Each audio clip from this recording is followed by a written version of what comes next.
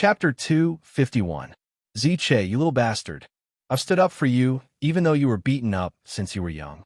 If you're a man, then go and find Sunda, who right now. The woman's furious voice came swiftly from beyond the ninth summit. There were two long arcs charging through the sky. One of them wore a yellow robe and had a pretty face that was shaped like a goose egg. She might be angry, but there was a certain beauty to her. There was another woman following behind her. That woman was also beautiful, but there was a hint of hesitation on her face. There was a strange look in her eyes. That woman was Han Songzi. Ziche scratched his head and quickly got up, but he did not know what to say. He just stood there awkwardly. Sister, don't call me sister.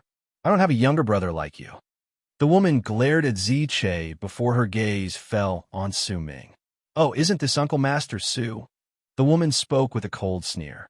Su Ming felt a slight headache coming on. The woman's name was Ziyin, and she was Ziche's older sister. She had come multiple times during the past 2 months. In the beginning, she was only looking for Hu Zi. Once he hit a few times, she found him. No one knew what happened between the two of them, but ever since then, Hu Zi had hidden himself deep in the mountain. She only knew that he was in the mountain, but it was difficult for her to find where he was hiding. Only when he was forced into a corner would he shout. Even then, his words would drift about, making it difficult for others to locate him. There was even one time when Hu Zi felt that everyone had seen him, but the woman was the one causing trouble for him. That was why he shouted something similar to what he did just now, and after repeating it a few times, the woman's attention was slowly diverted away. Su Ming could do nothing about it. He could only laugh wryly. His head hurt. The woman's personality was also difficult to understand. Once she diverted her attention, she made an incredibly ridiculous request to Su Ming. If he did not fulfill her request, she would continue pestering him. Fortunately, Su Ming was not the culprit. Once he avoided her a few times, Ziyin once again turned her attention to the culprit, Sunda Hu. Disciple Ni Ziyin. Su Ming looked at the angry Ziyin and naturally saw Han Song Zi standing behind her. He instinctively blinked. Han Song-zi pretended not to see him and turned her head to look elsewhere. I wonder what instructions Martial Uncle Su has for this little girl. Did you not see enough back then? Ziyin let out a cold harumph and walked over with graceful steps. When she arrived at the ninth summit, she stood on the platform outside Su Ming's cave abode. At that moment, a gust of wind blew past and lifted her black hair, bringing with it a refreshing fragrance that blew into Su Ming's face. It's not that I can't fulfill the request you made last time, but your Uncle Master Hu Zi is the mastermind. If he does as you asked, then I'll naturally do the same. It was not that Su Ming was not good with words, but ever since he came to the land of South Morning, he had gotten used to silence. Right then, there was a warmth in the ninth summit that made him feel as if he was at home. The words he used when he was in Dark Mountain had slowly returned to him. You? Ziyin glared at him. Just as she was about to speak, Han Song-zi let out a light cough by her side. Ziyin cast a deep look at Su Ming and let out a harumph. For Junior Sister Fong's sake, I'll delay this until I find that Sunda Hu. As Ziyin spoke, she started walking around the ninth summit. The ninth summit was very strange. It did not have a mountain protection rune, so people could walk around as they pleased.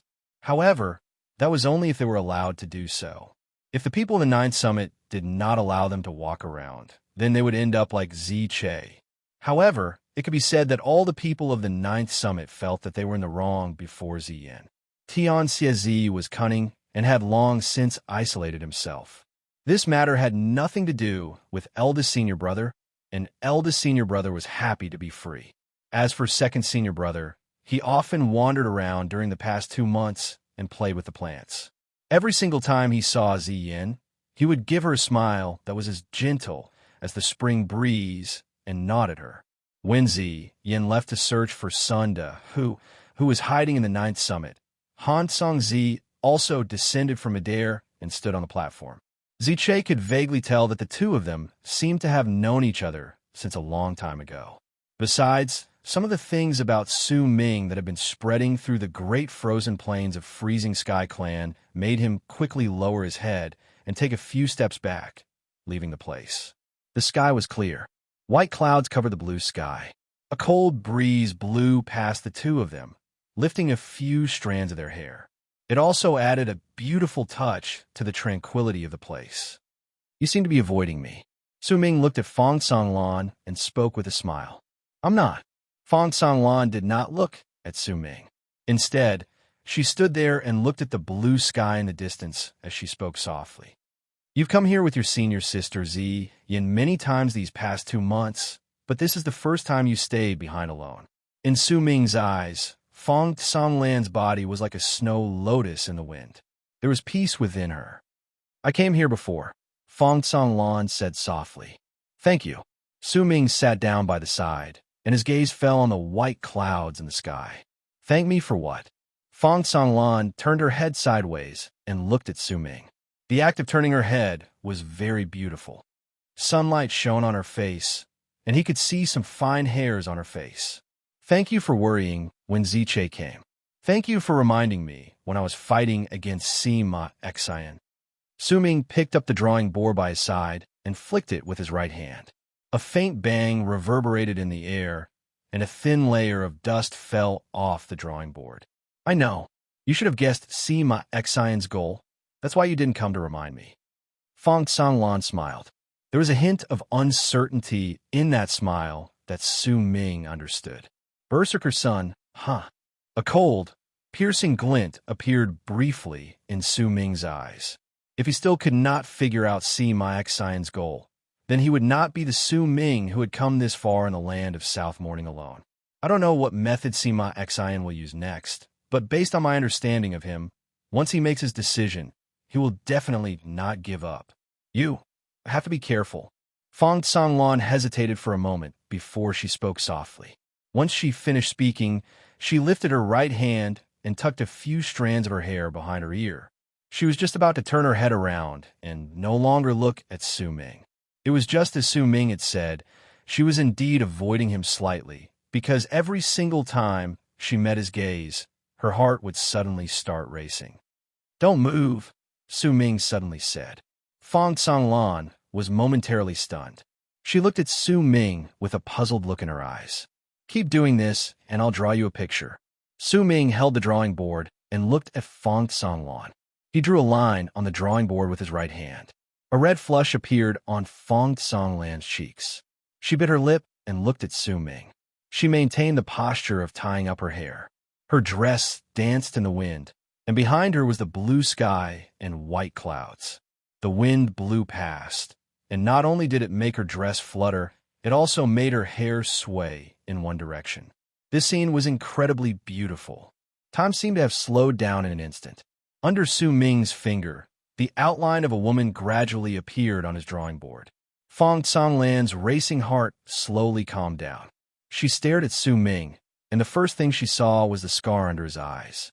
As she looked at the scar, Fong Songlan's heart clenched in pain. The two of them did not speak again. In the silence, one of them drew, and the other looked at him. In the distance, admiration appeared on Ziche's face. He might not have heard the conversation between Su Ming and Fong Songlan, but once he saw the two of them drawing, his admiration towards Su Ming had already reached an incredibly high level.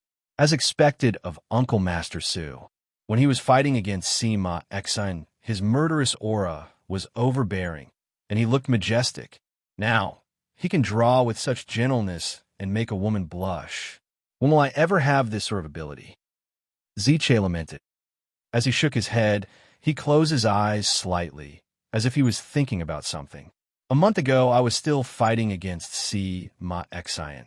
Today, I'm looking at a painting of a beauty.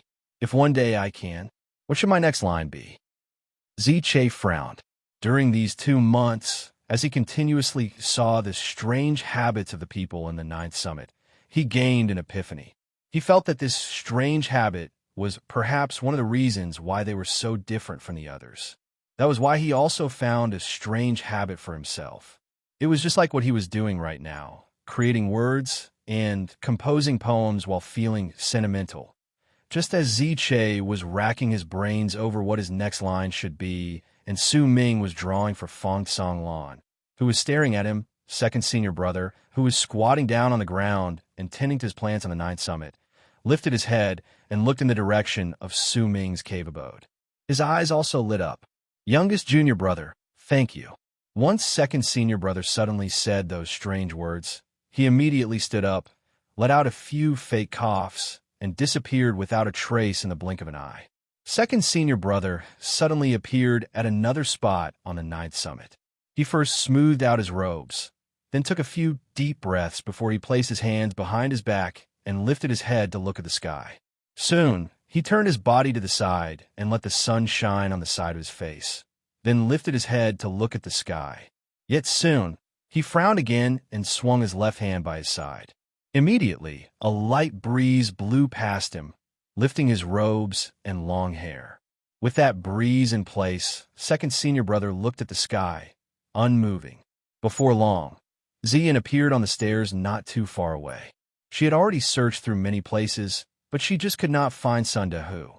She might be filled with hate, but she had no way to vent it. As she was walking, she suddenly heard a gentle voice by her ear. Miss Xian. Xian's footsteps faltered. As she turned around, she saw second senior brother standing there. The instant she saw him, a stunned expression appeared on her face. She saw Su Ming's second senior brother's hair dancing in the wind. She also saw Su Ming's second senior brother's long robes fluttering in the wind. She also saw Su Ming's second senior brother placing his hand behind his back with the side of his face turned towards her. He lifted his head to look at the white clouds in the sky, and the sunlight fell on the side of his face, causing him to look very different from before. Greetings, second uncle master of the ninth summit. Xian felt her skin crawl. She did not know what was going on with the person before her, so she quickly took a few steps back and spoke softly. Today is my birthday. Please give me your blessings and monthly votes. This is the only day in a year. Can you let me burst someone's asterisk shoal on my birthday? If you like this work, please come to Chidian. Come and vote for me. Your support is my greatest motivation. Chapter 252. Miss Xian, I am only a few years older than you. We are of the same generation. You can call me Senior Brother Hua. As second senior brother spoke, he tilted his head slightly and looked at Xian while maintaining his tilted head posture. His gaze was gentle, and there was a smile on his face that was like the spring breeze. Second senior brother had an extraordinary appearance, and his smile was extremely amiable.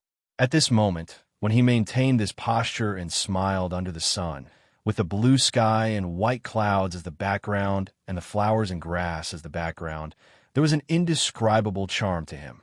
Xian frowned and took a few steps back. She looked at the man in front of her warily. Miss Xian, I heard that you are looking for my third junior brother. I know a little about this. Second senior brother looked at Xian and paused. Xian raised her eyebrows and did not speak. I'm deeply sorry about this.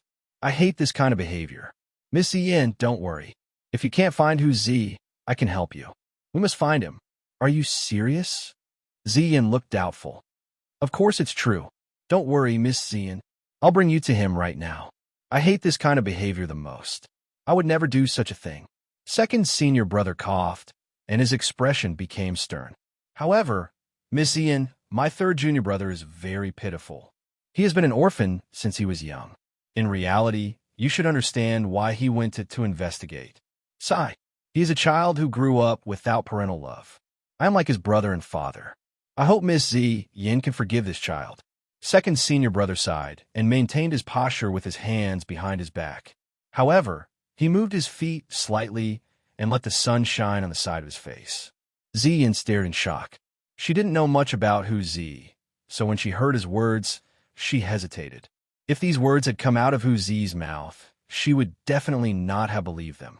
However, she had personally witnessed the power of this man before her. A powerful expert with a mysterious cultivation base like this. When he said these words, she couldn't help but believe him a little.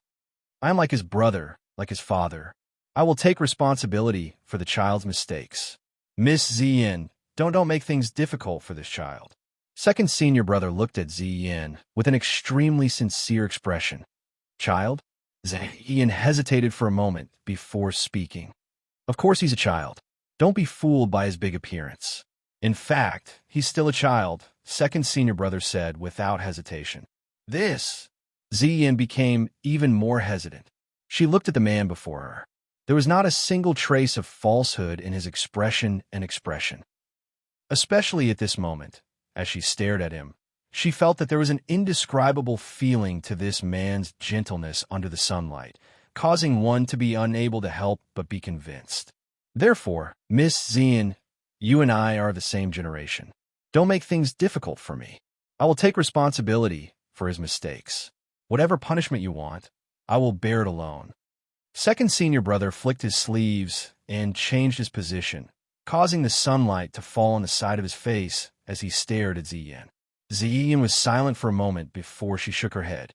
Forget it. He's quite pitiful. I can understand his behavior. Let's leave it at that. Second, martial uncle. Senior brother Hua. Second brother corrected him sternly. Ziyin paused for a moment, then softly said, Senior Hua, Ziyin has disturbed you for the past few days. I'll take my leave now. Miss Ziyin. Second senior brother's expression instantly became even more stern. I told you that I will take responsibility for his mistakes. How about this? I'll go with you to the 7th summit and punish myself for protecting you for 3 years. I'll use these 3 years to pay for Huzi's mistakes. Once second senior brother finished speaking, he sighed. His gentle expression and firm words. If Huzi was by his side, perhaps, just perhaps, he would be very touched. Senior brother Hua, there's really no need for that. Ziyin could not take it anymore and took a few steps back. 3 years isn't enough? All right then. 10 years. I'm willing to punish myself for 10 years and go to the 7th summit to protect you. Second senior brother was just about to take a step forward, but after a moment of hesitation, he did not move forward because the sunlight 1 step away from him was not as bright as this place. Ah, there's really no need for that, Ziyin said anxiously. Ziyin asked anxiously. Su Ming's second senior brother's enthusiasm was starting to scare her a little. Miss Ziyin, in truth. Second senior brother looked at Ziyin, and a solemn expression appeared on his face. In truth, I was also one of the people who watched you that time. That's why you have to accept my apology. When Ziyin heard his words, she was momentarily stunned before a wry smile appeared on her face. Senior brother Hua, stop joking around. I know you weren't there. Ah, that's it then. I'll take my leave first. As Ziyin spoke, she quickly retreated to the stairs, intending to quickly leave the place. Her entire body felt uncomfortable in this place. Miss Ziyin, I'm really there. When he saw that Ziyin was about to leave, second senior brother took a few steps forward. That's it then. I'm leaving. Ziyin did not even turn her head back. She quickly ran down the stairs in a pathetic manner. By the looks of it, if second senior brother chased after her, she would definitely jump into the air and escape. No way. Second senior brother took a step forward and immediately appeared in front of Ziyin, who was speeding away. Miss Ziyin, you're a magnanimous person, but I'm not someone who doesn't know what's right and wrong. If you won't accept my apology, then you have to accept 3 promises from me. You can come and find me anytime you want, second senior brother said sternly. All right, I'll remember it. Senior brother Hua, I'll take my leave first. You don't have to send me off. You don't have to send me off. Ziyin quickly nodded her head and quickly flew up, avoiding second senior brother and charging into the distance.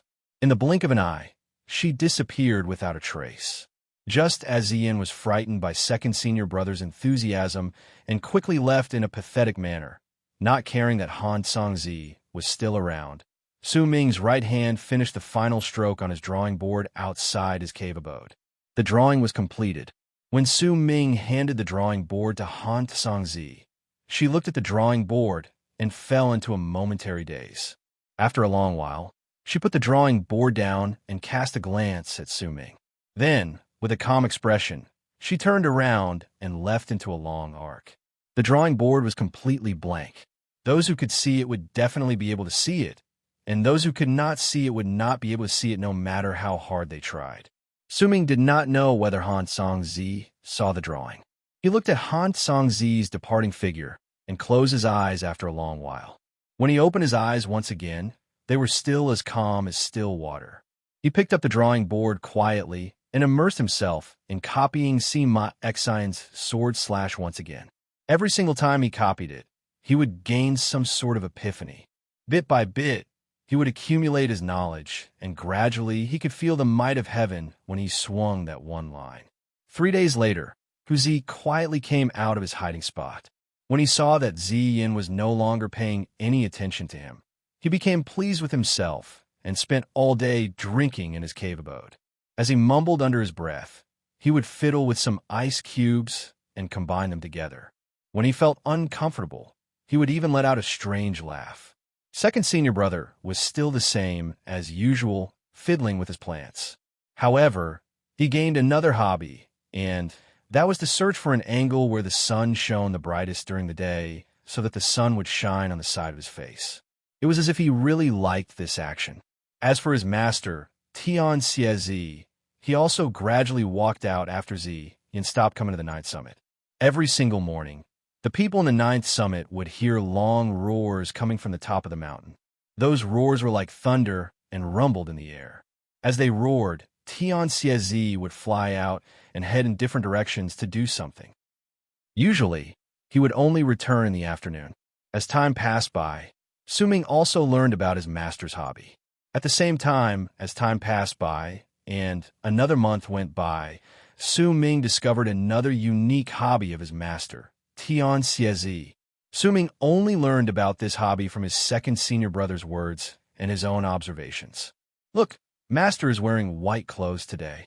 He should be flying towards the north. Second senior brother was sitting on the platform outside Su Ming's cave abode. Su Ming was sitting by his side. At that moment, second senior brother lifted his head and looked at the mountain before he spoke with a sentimental tone.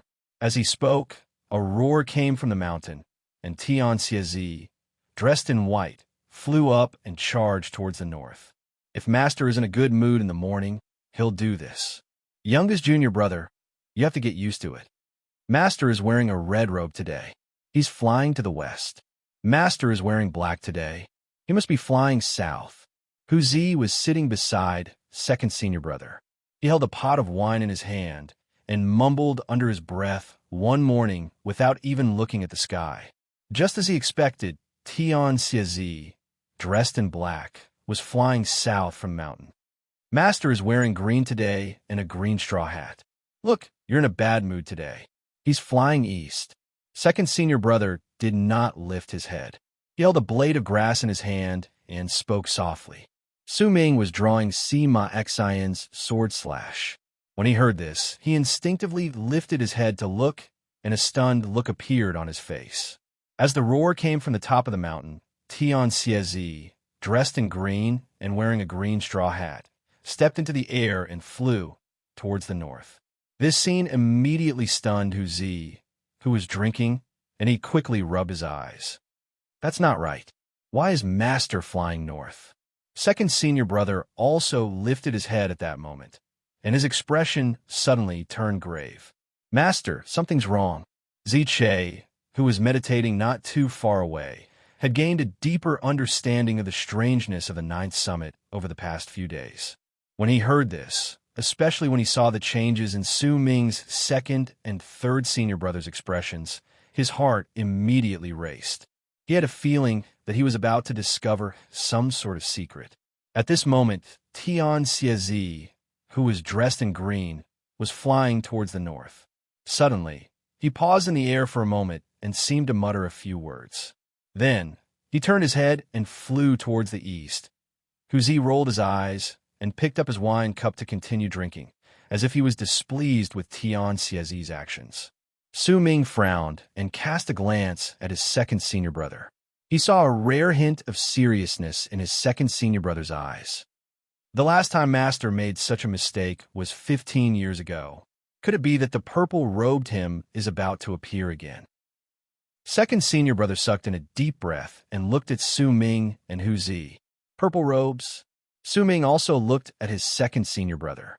Thank you for your blessings, everyone. Thank you. Honestly, I think the birthday of a web novelist is the happiest because all the readers will be giving them their blessings. If there were more tickets, that would be awesome, Let me be awesome, to be continued. If you like this work, please come to Chidian.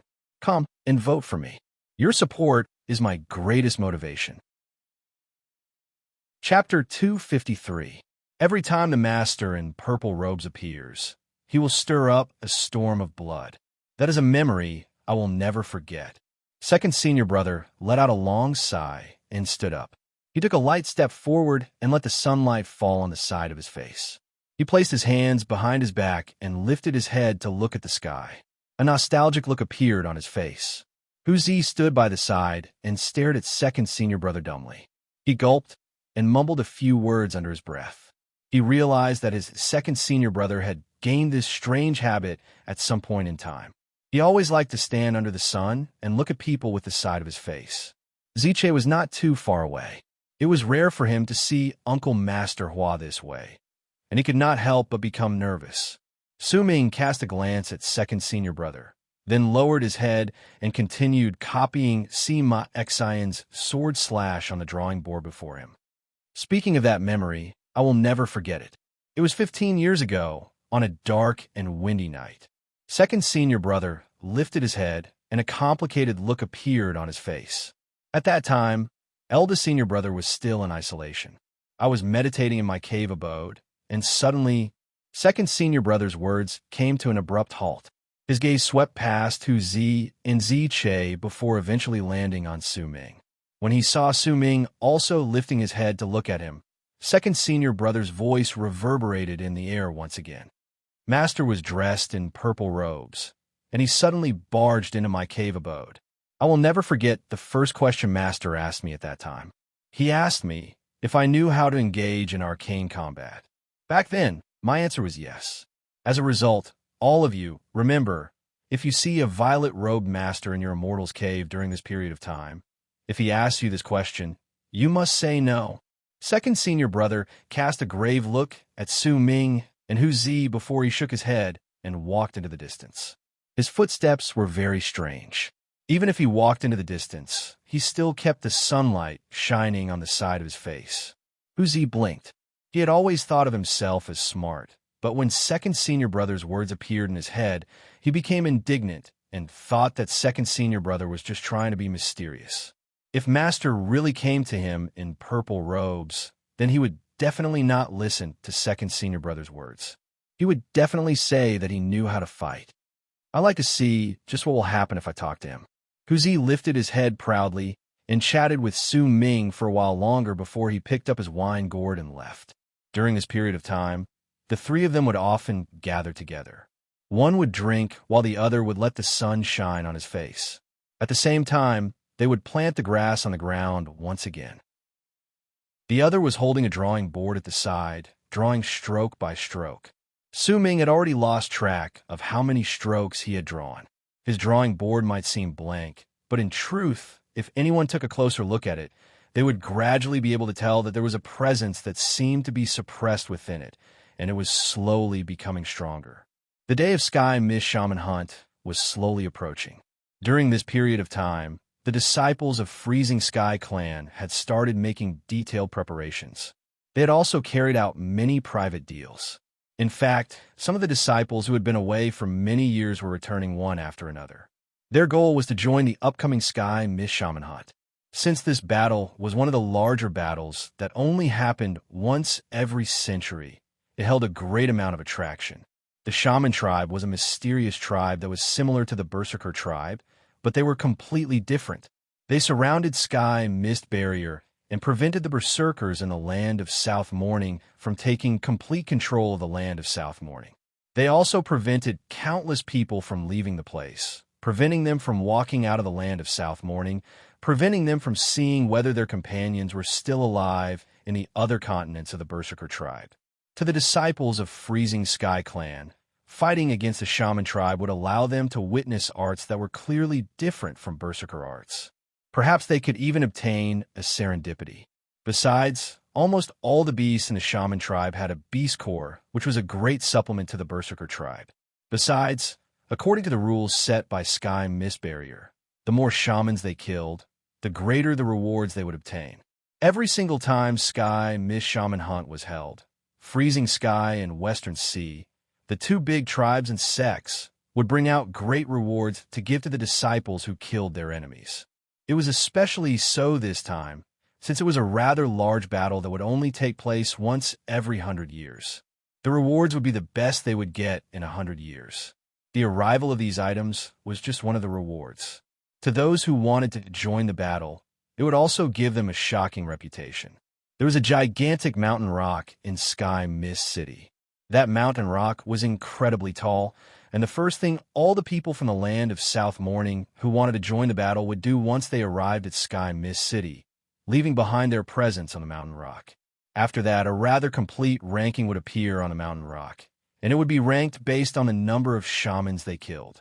Once Sky Mist Shaman Hunt ended, this ranking would spread through all the Berserker tribes in the land of South Morning, causing all of them to know about it. Even during the battle, this ranking would be seen by all the powerful Berserkers who came to the battlefield. The higher one's rank was, the more attention they would receive. At the same time, those who were ranked in the top 100 would obtain the temporary title of Sky Mist. If they could get into the top 10, they would be given the title of Sky Mist Guards Commander. If they could get into the top 3 and maintain their rank, they would obtain the right to stay in Sky Mist City forever. As for the person in first place, they would obtain Sky Mist Sacred Vessel. However, only the person in first place could obtain this treasure temporarily. Once they were no longer the person in first place, the treasure would disappear on its own and appear in the hands of a new person in first place. Only when the battle ended would the treasure disappear on its own and reappear in Sky Mist City to receive offerings. Yet even so, there were plenty of rumors about Sky Mist Sacred Vessel. Among those rumors, there was one that had already been verified. That Sky Mist Sacred Vessel was a sacred vessel that would only be temporarily given to the person in first place during the battle that happened once every 100 years. If they could hold on to it for a long period of time, then the person's level of cultivation would continue to rise during that short span of 2 years. Reputation, fame, all sorts of rewards. All of these things caused Sky Mist Shaman Hunt to reach its most intense stage of preparation. In less than 10 months, the battle would begin. Besides the 9th summit, the other 8 summits in the Great Plains of Freezing Sky Clan were all making preparations. Only the people on the 9th summit maintained their peaceful lives and went to understand their own art to clear their minds. Su Ming's life was peaceful. He treasured this sort of life. Ever since he came to the land of South Morning, he rarely had this sort of life, especially when he was here. This mountain was like his home. His senior brothers here treated him very well, allowing him to experience the warmth of their hearts. Su Ming might not have shown any ambition towards Sky Mist Shaman Hunt, but he had already made his decision regarding the battle in his heart. He wanted to go. He wanted to participate in this battle. Only in this sort of battle could he grow quickly. The increase of his level of cultivation was Su Ming's only requirement for himself. He had to make himself stronger. If I want to walk out of the land of South Morning and return to the alliance of the Western region, my level of cultivation is still far from enough. Su Ming drew a line on the drawing board before him with his right hand and lifted his head to look at the sky. At that moment, the sky had already darkened. He could vaguely see that the rays of sunlight in the distance had also become much dimmer. Su Ming stood up and walked towards his cave abode. During the past few days, besides copying Si Ma Xian Sword Slash, he had also done something else. This was one of the preparations he had made for Sky Mist Shaman Hunt this time. Compared to a few months ago, his cave abode had become much bigger. 3 more ice chambers had been built in the cave abode. One of the larger ice chambers was filled with roars that no one else could hear. Only Su Ming, who possessed divine sense, could hear them. Su Ming arrived outside the ice room with a calm expression and stepped in. The moment he entered, a gust of cold wind blew against his face, and he saw an indistinct figure closing in on him in an instant. Yet the moment it closed in on Su Ming, that figure let out a pained cry and fell back several dozens of feet, revealing its face clearly. It was an existence with the body of a human and the wings of the moon. His eyes were bloodshot, and there was a murderous look within them. As he retreated, he glared at Su Ming. His body was caught between an illusion and a corporeal form. and he looked as if he could disappear into the air at any moment. His entire body was red, and the air around him was distorting, causing this person to look as if he was surrounded by invisible flames and burning. He was naked, and there were scales on his skin. His hands turned into claws as he roared at Su Ming. "He-Feng, you're the one who asked to fuse with the souls of the wings of the moon in my body. We're still in the process of fusing with them, and you can't take it anymore." Su Ming asked coldly. His voice echoed in the ice room and fell into the strange person's ears, causing him to shudder. A hint of struggle appeared in his bloodshot eyes. He was He-Feng. After the battle against Sima Xn, when Su Ming returned to his cave abode and tidied up everything, He-Feng had thought about it carefully and told Su Ming that he wanted to fuse with the unknown souls that He-Feng could sense in Su Ming's body. He-Feng was a cautious person. He did not want to become a vessel spirit, but if he did not want to become a vessel spirit, then he had to prove that he was not a burden. The battle against Sima Xin's ice wave spirit had been incredibly difficult for He-Feng. His level of cultivation was not high enough, so he could only make this decision. After remaining silent for a few days, Su Ming agreed to He-Feng's request. He opened up the ice room and turned it into the place where He-Feng could fuse with the souls of the wings of the moon. In the beginning, the fusion went smoothly, but gradually changes occurred. As He-Feng fused with the countless wings of the moon, He-Feng lost his rationality and turned into his current state. The moment conflict appeared on He-Feng's face, Su Ming took a step forward and lifted his right hand. In an instant, he drew a circle at the center of He-Feng's brows with his index finger. That one stroke turned into a circle, and a blood-red light appeared. That circle was like a blood moon, and it appeared at the center of He-Feng's brows. Once the blood moon appeared, He-Feng closed his eyes and slowly sat down cross-legged, calming himself down. Every few days, Su Ming would use this method to suppress the changes that would occur when He-Feng fused with the wings of the moon. Only by continuing until the fusion was complete would He-Feng truly become stronger. Su Ming estimated that this process would take a few more months, perhaps even longer. He looked at He-Feng for a long while before he turned around and walked out of the ice room. He sat down cross-legged outside and closed his eyes as he copied the drawing on the drawing board. If he was not disturbed, he might have continued copying the drawing. Yet when morning arrived, a guest came to the 9th summit. That person had come specifically for Su Ming. To be continued. If you like this work, please come Chidian. Come and vote for me. Your support is my greatest motivation. Chapter 254. I am a disciple of the 7th summit, Chun Chan Air. I came here on eldest senior sister's orders to invite Uncle Master Su of the 9th summit to meet us. A clear voice traveled forth from outside the 9th summit that morning. It was a girl dressed in an emerald green robe. She looked to be only 17 or 18 years old. She stood at the foot of the 9th summit with a slender and elegant posture. There was a hint of curiosity on her face as she sized up the 9th summit, which she had never come to before. It was a pity that she did not understand the 9th summit. This meant that when her voice traveled into the mountain, Hu Zi was still drinking and snoring. There was a satisfied smile on his lips, as if he was dreaming about something again. Second senior brother was still tending to the plants as the sun shone on the side of his face. Ziche was sitting cross-legged outside Su Ming's cave abode, organizing his words in his head. Occasionally, he would mumble some of the poems he created, enjoying himself. As for his eldest senior brother, he rarely spoke to anyone. He was always in isolation. This sort of 9th summit caused the girl to not receive any reply even after a long time had passed. Su Ming heard it, but he did not bother with it. He did not know this eldest senior sister of the 7th summit, and he did not want to meet this stranger who came to meet him. The girl waited for a moment before frowning and leaping up the stairs. She might not have come to the 9th summit before, but it was clear that she had somehow found out where Su Ming's cave abode was before she came here. It was as if she was very familiar with it. After a moment, she arrived outside Su Ming's cave abode from the quiet 9th summit, but Ziche blocked her way. Ziche sat there with an aloof look on his face as he looked at the girl. Uncle Master is not meeting anyone. Please go back. Ah, so it's senior brother Ziche. I am Chinchan heir. You should know who the eldest senior sister of the 7th Summit is. I came here on her orders to invite Uncle Master Su to meet me. Please inform him. The girl's expression was as calm as ever. Her clear voice echoed in the air, as if she was not bothered by Ziche's level of cultivation. Ziche frowned. Naturally, he knew about the eldest senior sister of the 7th Summit, Tian Lanmeng.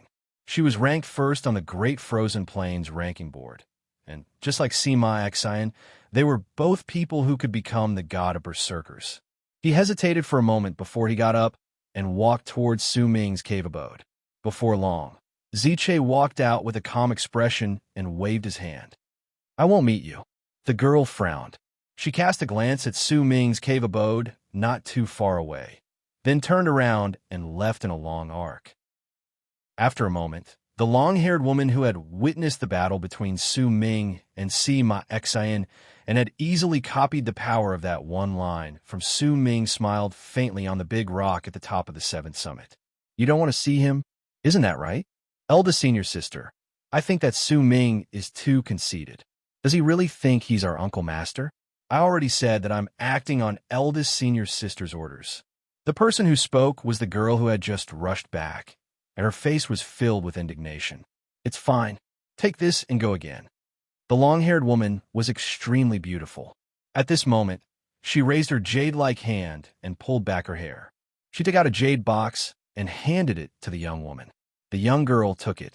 She was very curious about what was inside, but she did not ask.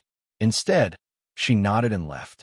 After a moment, Ziche stood respectfully in Su Ming's cave abode on the 9th Summit and placed a jade box before Su Ming.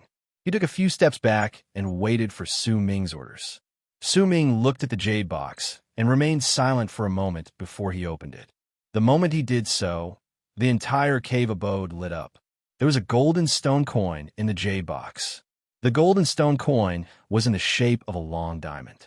It looked crystalline and gave off a dreamy feeling, as if it could suck in souls. An ultimate grade stone coin. Ziche sucked in a sharp breath. Even if there was only one golden stone coin, its value was still incredibly great. It was also incredibly rare. One golden stone coin could be exchanged for several hundreds of thousands of normal stone coins. What was different from Ziche's was that Su Ming could feel a shocking amount of spiritual aura contained within this golden stone coin. That spiritual aura was so thick that even Su Ming's divine sense seemed to be attracted to it. He brought out such a spirit stone just to meet me once. A glint appeared in Su Ming's eyes. He closed the box with his right hand and pushed it to Ziche's feet. I won't meet him. Ziche licked his lips, picked up the box, and walked out of the cave abode. Not long after, a long arc flew out from the platform on the 7th Summit, and soon, Chun-Chan Heir's angry voice traveled forth. Eldest senior sister, Su Ming is too arrogant. He still won't meet him. Who does he think he is? Eldest senior sister, you asked him to come out twice, but he ignored you. The young girl stood beside the woman with a huff. Once she handed the box over, she glared at the direction of the 9th Summit in the distance. It's fine. Give him the box again. The long-haired woman smiled gently and brought out another box. It was as if she knew this would happen and had prepared more than one box like this. However, the young girl did not notice this in her anger. When she heard the woman's words, she originally did not want to go, but she still obediently took the box and left in a long arc. Su Ming, I'd like to see just how many items you can make me bring out before I lower my head. The long-haired woman smiled without a care in the world and closed her eyes. Ziche's heavy breathing reverberated in Su Ming's cave abode on the 9th Summit. He stared at the box placed before Su Ming once the box was opened. There were a few bee skins stacked together inside, and there were 3 words written on them. God of Berserkers Transformation. Only those who are acknowledged by the school and have the possibility of becoming the God of Berserkers disciples in the future will be taught the God of Berserkers Transformation. Tian Lanmeng actually gave this to me. Ziche could ignore the golden stone coins, but he could not ignore the bee skins. His breathing quickened. If it were him, He would accept this without any hesitation. It's just a meeting. With great difficulty, Ziche averted his gaze from the bee's skins and looked at Su Ming. Su Ming's expression was calm. Once he cast a glance at the bee's skins, he closed his eyes. After a moment, he opened his eyes and closed the box once again before pushing it towards Ziche. I'm not meeting her. Ziche was stunned. He opened his mouth as if he wanted to say something, but when he saw Su Ming's expression, he quickly swallowed his words and picked up the box. With great regret and reluctance to part with the bee's skins, he walked out. She must have a big plan if she's showing off such a valuable treasure. I've never seen this woman before. It's not good for me to be greedy. Not long after, the clear voice traveled forth once again from the seventh summit. This time, it was clearly much louder, and the anger in her voice was even greater. I'm not going. Eldest senior sister, I'm not going. Who does Su Ming think he is? He can't even win against Xin. How dare he act so arrogantly? Eldest senior sister, you've already invited him 3 times. That's already showing him enough respect. But he still refused. The long-haired woman continued smiling. Not only was there no coldness in her smile, there was instead a profound feeling that belonged to a young girl. It was as if not only was she not disgusted by Su Ming's actions, she was instead admiring him. It seems that I have underestimated him. You can send this item over. The long-haired woman fell into a moment of pensive silence before she lifted her right hand and seized the air. Another box appeared. This box was clearly different from the previous one. It was 7 feet long. If he sent this back, then give him the wooden slip. The woman first handed the long box to the girl, then brought out a wooden slip about the size of 2 fingers from her bosom and placed it in the girl's hand. All right, little sister Chanair, this is the last time. If he still doesn't come, then let's forget about this, the long-haired woman said gently. The long-haired woman said softly. There was a feeling in her voice that Chan couldn't refuse. She could only lower her head and nod obediently. Last time. All right, it's the last time. The long-haired woman smiled. Her smile was very beautiful, and she stroked the girl's hair. Only then did Chun air turn to a long arc and charge away. It was destined that the 9th summit would not be peaceful on this day. Ziche's breathing quickened in Su Ming's cave abode. It was even more intense than when he saw the bee skin for the god of Berserker's transformation. Freezing Sky Sword. The Freezing Sky Sword that's only created once every 500 years in Freezing Sky Clan.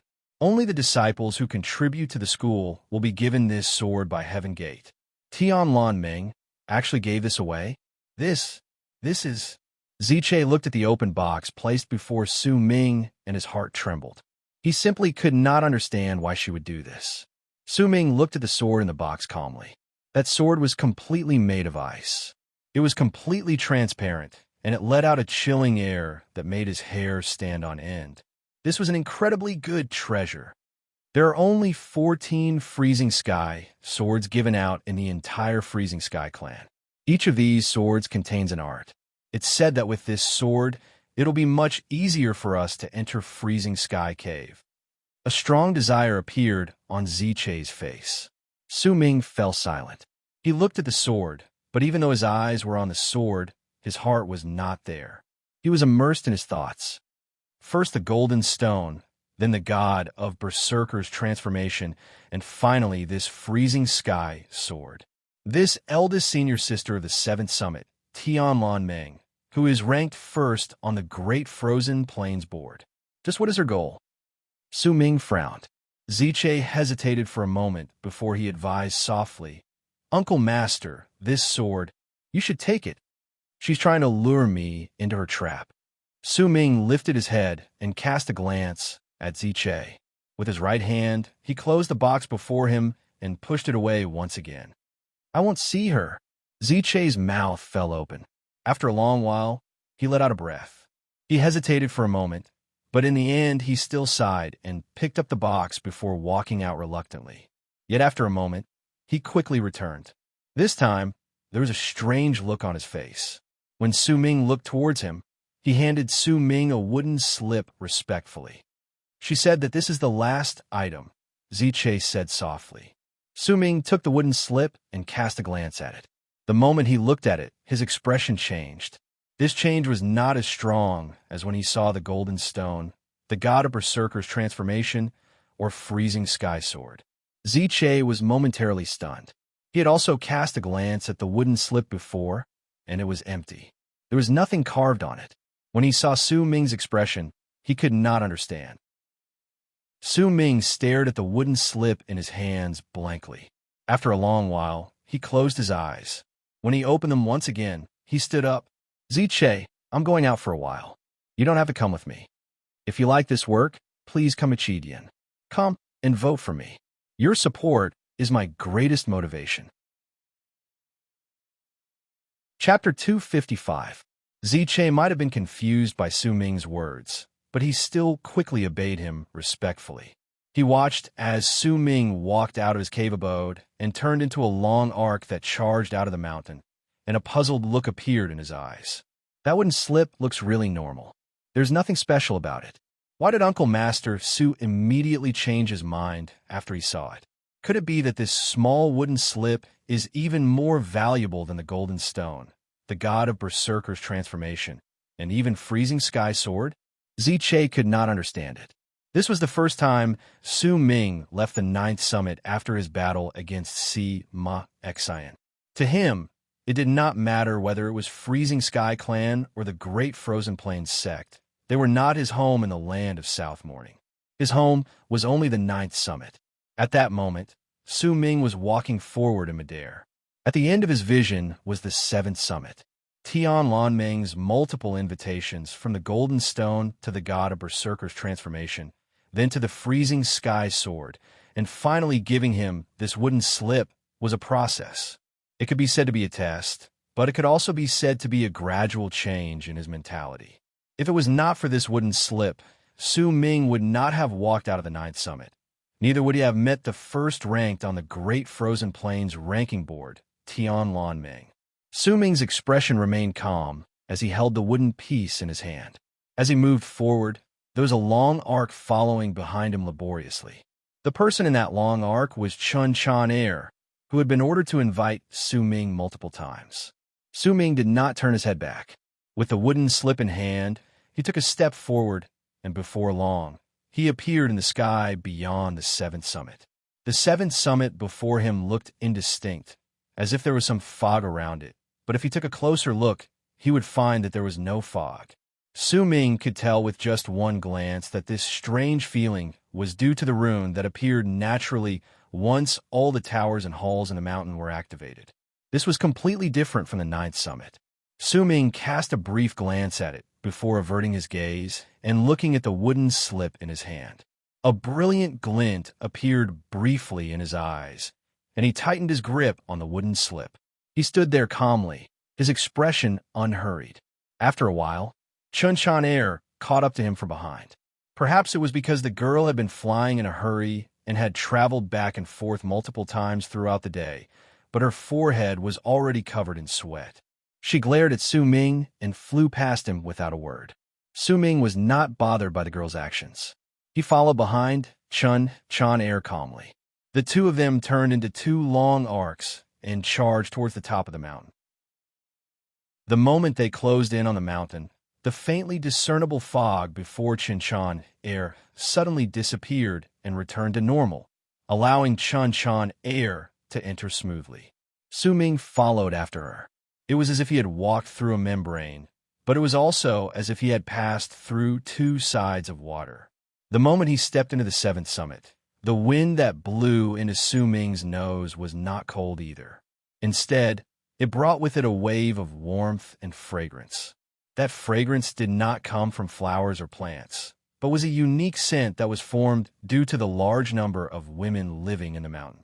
Playful sounds traveled into Su Ming's ears, and he saw that everywhere his gaze passed by, there were only women on the 7th summit. Some of the female disciples were frolicking in groups of 3 to 5, and some were strolling down the mountain stairs. There were so many of them that it dazzled Su Ming. Compared to the quiet 9th summit, the 7th summit was far too lively.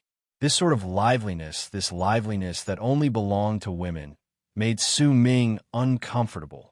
Almost the moment Su Ming arrived at the seventh summit, quite a number of female disciples in the mountain also noticed his presence. His green robes, his handsome figure, and the scar under his eyes allowed quite a number of people to recognize him with just one glance. I remember him. He's Su Ming, the one who fought against senior brother Sima. He's from the ninth summit. I remember him too. He once told senior brother Sima that he's his uncle master. Why did he come to the seventh summit? That's right. It's rare to see a man come to the seventh summit. Who is he looking for? The sounds of women talking to each other traveled into his ears, causing Su Ming to take a deep breath and calm down. This was the first time he had encountered such an environment, and he could not get used to it quickly. He could only run quickly and avoid the gazes that were trained on him. Zian walked up the mountain stairs and stretched lazily. Her languid look gave off a unique charm. She yawned and placed her hand by her mouth. When she lifted her head, she also saw Su Ming, who was following Chun Chan Air towards the top of the mountain. Zian blinked. When she saw Chun Chan Air leading the way for Su Ming, a dazed look appeared on her face.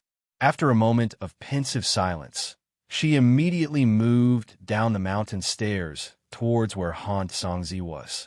There was also a woman on the seventh summit who saw Su Ming's arrival. She was dressed in a purple robe and stood on a mountain rock with the wind blowing against her face as she looked into the distance. Her gaze was trained on the first summit. The woman was incredibly beautiful, and there was a wild air about her. Her eyes were slightly closed at that moment, and she was frowning, as if she was uncertain about something. When she saw Su Ming charging through the sky and charging towards the top of the mountain, disdain and disgust appeared in the girl's eyes, but she quickly hid it away. She sucked in a deep breath and cast a deep glance at the first summit before gritting her teeth. Determination appeared in her eyes. By Su, there must be someone who looks incredibly similar to you in his life. That's why if you go and get in touch with him, he won't reject you. But I can't let you do this, even if I can plant a berserker seed in him, and then I'll definitely be able to walk out of Freezing Sky Cave. Or else there will still be some risks. But even if there are risks, I still have to try. That woman was by Su. As determination appeared in her eyes, Sima Xian's gentle voice from 2 months ago echoed in her head. Big brother Sima, I won't let anything happen to you in Freezing Sky Cave. By Su mumbled and turned around. The wind lifted a few strands of her hair, and as they floated in the air, Bai Su left into the distance, charging towards the top of the mountain as well. Su Ming floated down from the top of the seventh summit. This was the first time he saw Tian Lanming.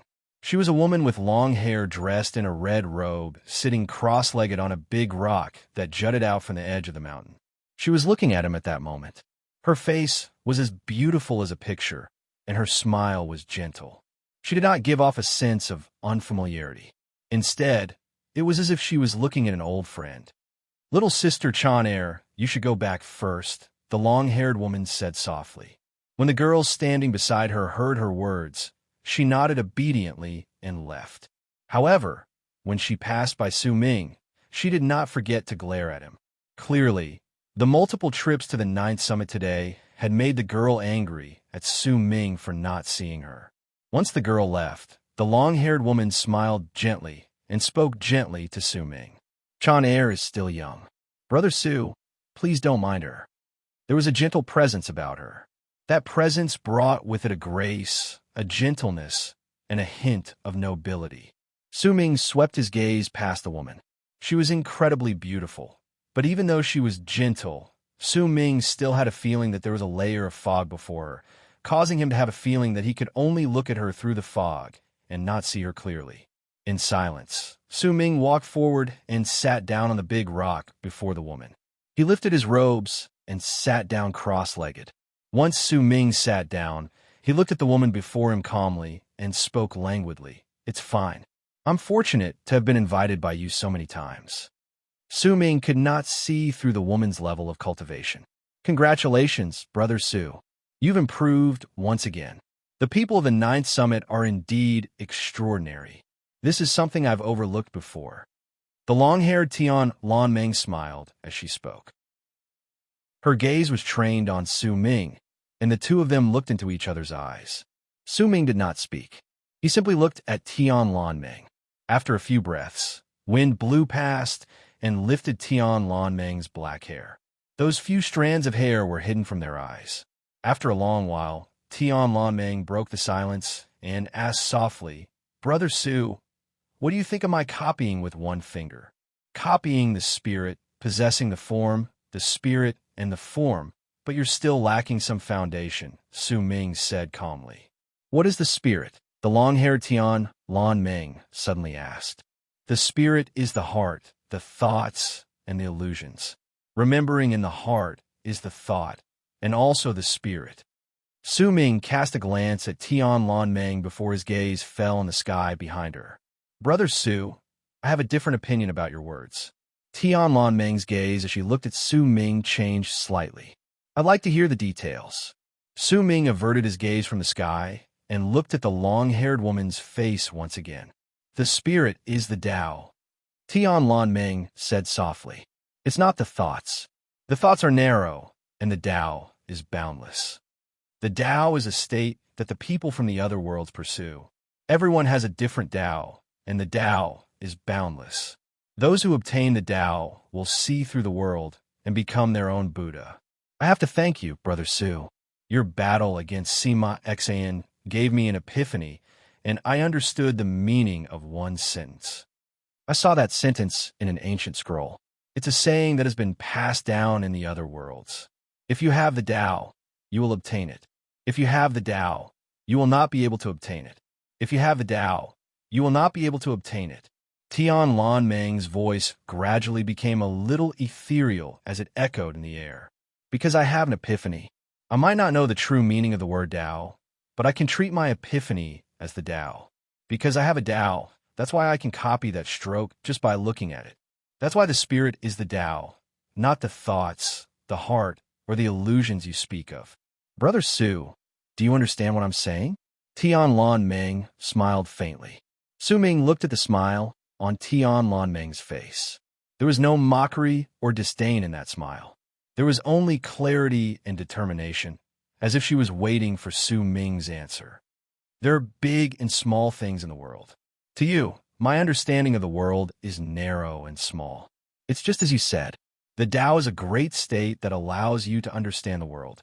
It's like 2 points going in different directions, like 2 extremes. Su Ming closed his eyes and spoke unhurriedly. But to me, the heart is a wish and the spirit is a state. You walk down the path of the heavens, and even if I walk down the narrow path of the earth, once I walk through it, I will only search for the path to open my eyes. Do you understand what I'm saying? The final sentence contained in the bee skin scroll suddenly appeared in Su Ming's head. The world that I see, you can't see. If you like this work, please come to Start Point and vote for me. Your support is my greatest motivation. Chapter 256. Tian Lanming frowned. Su Ming's words confused her, but when she thought about it carefully, it was still a little unclear and she did not quite understand. The long-haired Tian Lanming remained silent for a moment before she asked softly, "What do you mean by only opening your eyes?" Su Ming looked at the woman before him, then suddenly lifted his right hand and swung it in the air. The tip of his finger sliced through the air at the mountain rock beside him, and as ice shards flew into the air, a flower bloomed on the glacial mountain rock. That flower contained an overflowing life force that could be felt with just a glance. In fact, at first glance, it was hard to tell whether it was a carving of the glacier or whether the flower had always existed in the ice. Su Ming put down his hand and said calmly, "Copy it." A glint appeared in Tian Lanming's eyes. She looked at the flower on the glacier and lifted her hand to point at it. With a few strokes in the air, another ice flower appeared on the glacier. The 2 flowers looked exactly the same. It did not matter whether it was their spirit or their form. They were practically indistinguishable. Do you understand now? Su Ming looked at Tian Lanming. The long-haired woman frowned. After a while, she shook her head. Su Ming lifted his right hand once again. This time, he did it in a simple manner. He pointed at the mountain rock beside him and poked a small hole in it. Cracks appeared on the edges of the hole and spread out. Copy it. Su Ming's voice was still calm. Tian Lan Meng looked at the small hole in the mountain rock behind Su Ming's lifted finger and remained silent for a long time. When she lifted her head to look at Su Ming, a complicated look appeared in her eyes. Su Ming looked at the woman and said slowly, "You're always copying, because you think that the spirit is the Tao and what you're searching for is something ethereal. That's why you can copy everything. Because you think that as you're searching, you'll naturally find your Tao. I don't know what the Tao is, but according to the meaning of your words just now, I can understand. Although the Tao is illusory, it exists. It exists in this world. Perhaps in every blade of grass, every tree, every flower, every stone, there is the existence of the Tao. What I'm searching for is not Tao, but for my heart to turn into a wish and my spirit to turn into a realm to open my eyes and draw my wish. That's why I can draw, but you can only copy." Tian Lan Meng was silent. After a long while, her gaze became even more complicated as she looked at Su Ming. If all the people in the world are drunk and you're the only one awake, then it would mean that all the people in the world are awake and you are sleeping alone. Tian Lan Meng mumbled. She suddenly understood why all the people in the ninth summit had strange habits that normal people could not understand. It's the same stroke. I'm drawing the sword that exists in my heart, and you're just copying my stroke. There are some things you can copy, but there are also some things you can't copy. Su Ming stood up and flipped the wooden slip over to reveal its back. I came here and answered your questions because I wanted to ask you something. By the looks of it now, I don't need to ask anymore. You don't understand. Su Ming sighed softly and turned around, intending to leave. Su Ming. The moment Su Ming turned around, a vast presence suddenly came from behind him. Tian Lan Meng stood up slowly and looked at Su Ming with determination in her eyes. I can't see the picture on the back of the wooden slip, but I can feel it. If you want to know the origins of this wooden slip, I can tell you, but I want to know what you meant when you said there are some things I can't copy. Do you really want to know? Su Ming's footsteps came to a halt. He did not turn his head back and asked calmly, "If you can answer my questions, then I'll give you the golden stone sword, the god of berserker's transformation, and freezing sky sword." As Tian Lan Meng spoke, she swung her right hand and the 3 boxes immediately charged towards Su Ming, landing by his side. If you only know how to talk and can't do it, then I won't make things difficult for you. You can take the wooden slip and leave, but you have to promise me one thing. You can't refuse it. Tian Lan Meng's expression returned to normal as she spoke flatly. Su Ming remained silent for a moment before he turned around and waved his arm. The 3 boxes on the ground were immediately put away by him. He looked at Tian Lan Meng and lifted his right hand, drawing a line across the mountain rock beside him. The mountain rock trembled, and a faint mark appeared on it. That mark looked like a single stroke, like a sword, and a sorrowful feeling spread out from it. Tian Lan Meng did not speak. She only cast a glance at it before lifting her hand and pointing at it. In an instant, a picture that was exactly the same as Su Ming's divine stroke appeared on the mountain rock. Su Ming moved his right hand once again. This time, he drew 10 consecutive strokes. Each stroke might seem the same, but in truth, they were completely different. They fell on the mountain rock, causing it to rumble. Tian Lan Meng's expression was calm. Almost at the same time, Su Ming drew those strokes. She copied them. When Su Ming stopped drawing those 10 strokes, a copy of the same 10 strokes appeared by his side. Su Ming stomped on the ground with his right foot and rose into the air. When he was in midair, he closed his eyes and lifted his right hand to draw 1 stroke after another in the direction of the 7th summit. 10 strokes, 100 strokes, 1,000 strokes. As Su Ming drew with his right hand, the entire 7th summit trembled. Long marks appeared on the surface of the mountain, and all of those long marks were created by Su Ming through the air. Each stroke might seem the same, but in truth, they were completely different. Tian Lan Meng also rose into the air and stood beside Su Ming. She lifted her right hand and copied them one by one. Even if each stroke was different, as she copied them, she could still achieve the same effect. As one of them drew and the other copied, the entire 7th summit trembled. The booming sounds made all the disciples on the mountain feel shaken, and they lifted their heads to look. At that moment, there was an old woman dressed in a long white robe standing on the seventh summit. She was looking at Su Ming and Tian Lan Meng in midair with bright eyes. Once Su Ming finished drawing the 1,000 strokes, he did not stop. With a calm expression, he started drawing once again. This was not difficult for him. The number of strokes he had drawn over the past few days had far surpassed what he had drawn at that moment. At that moment, he started drawing casually and used the mountain as his canvas.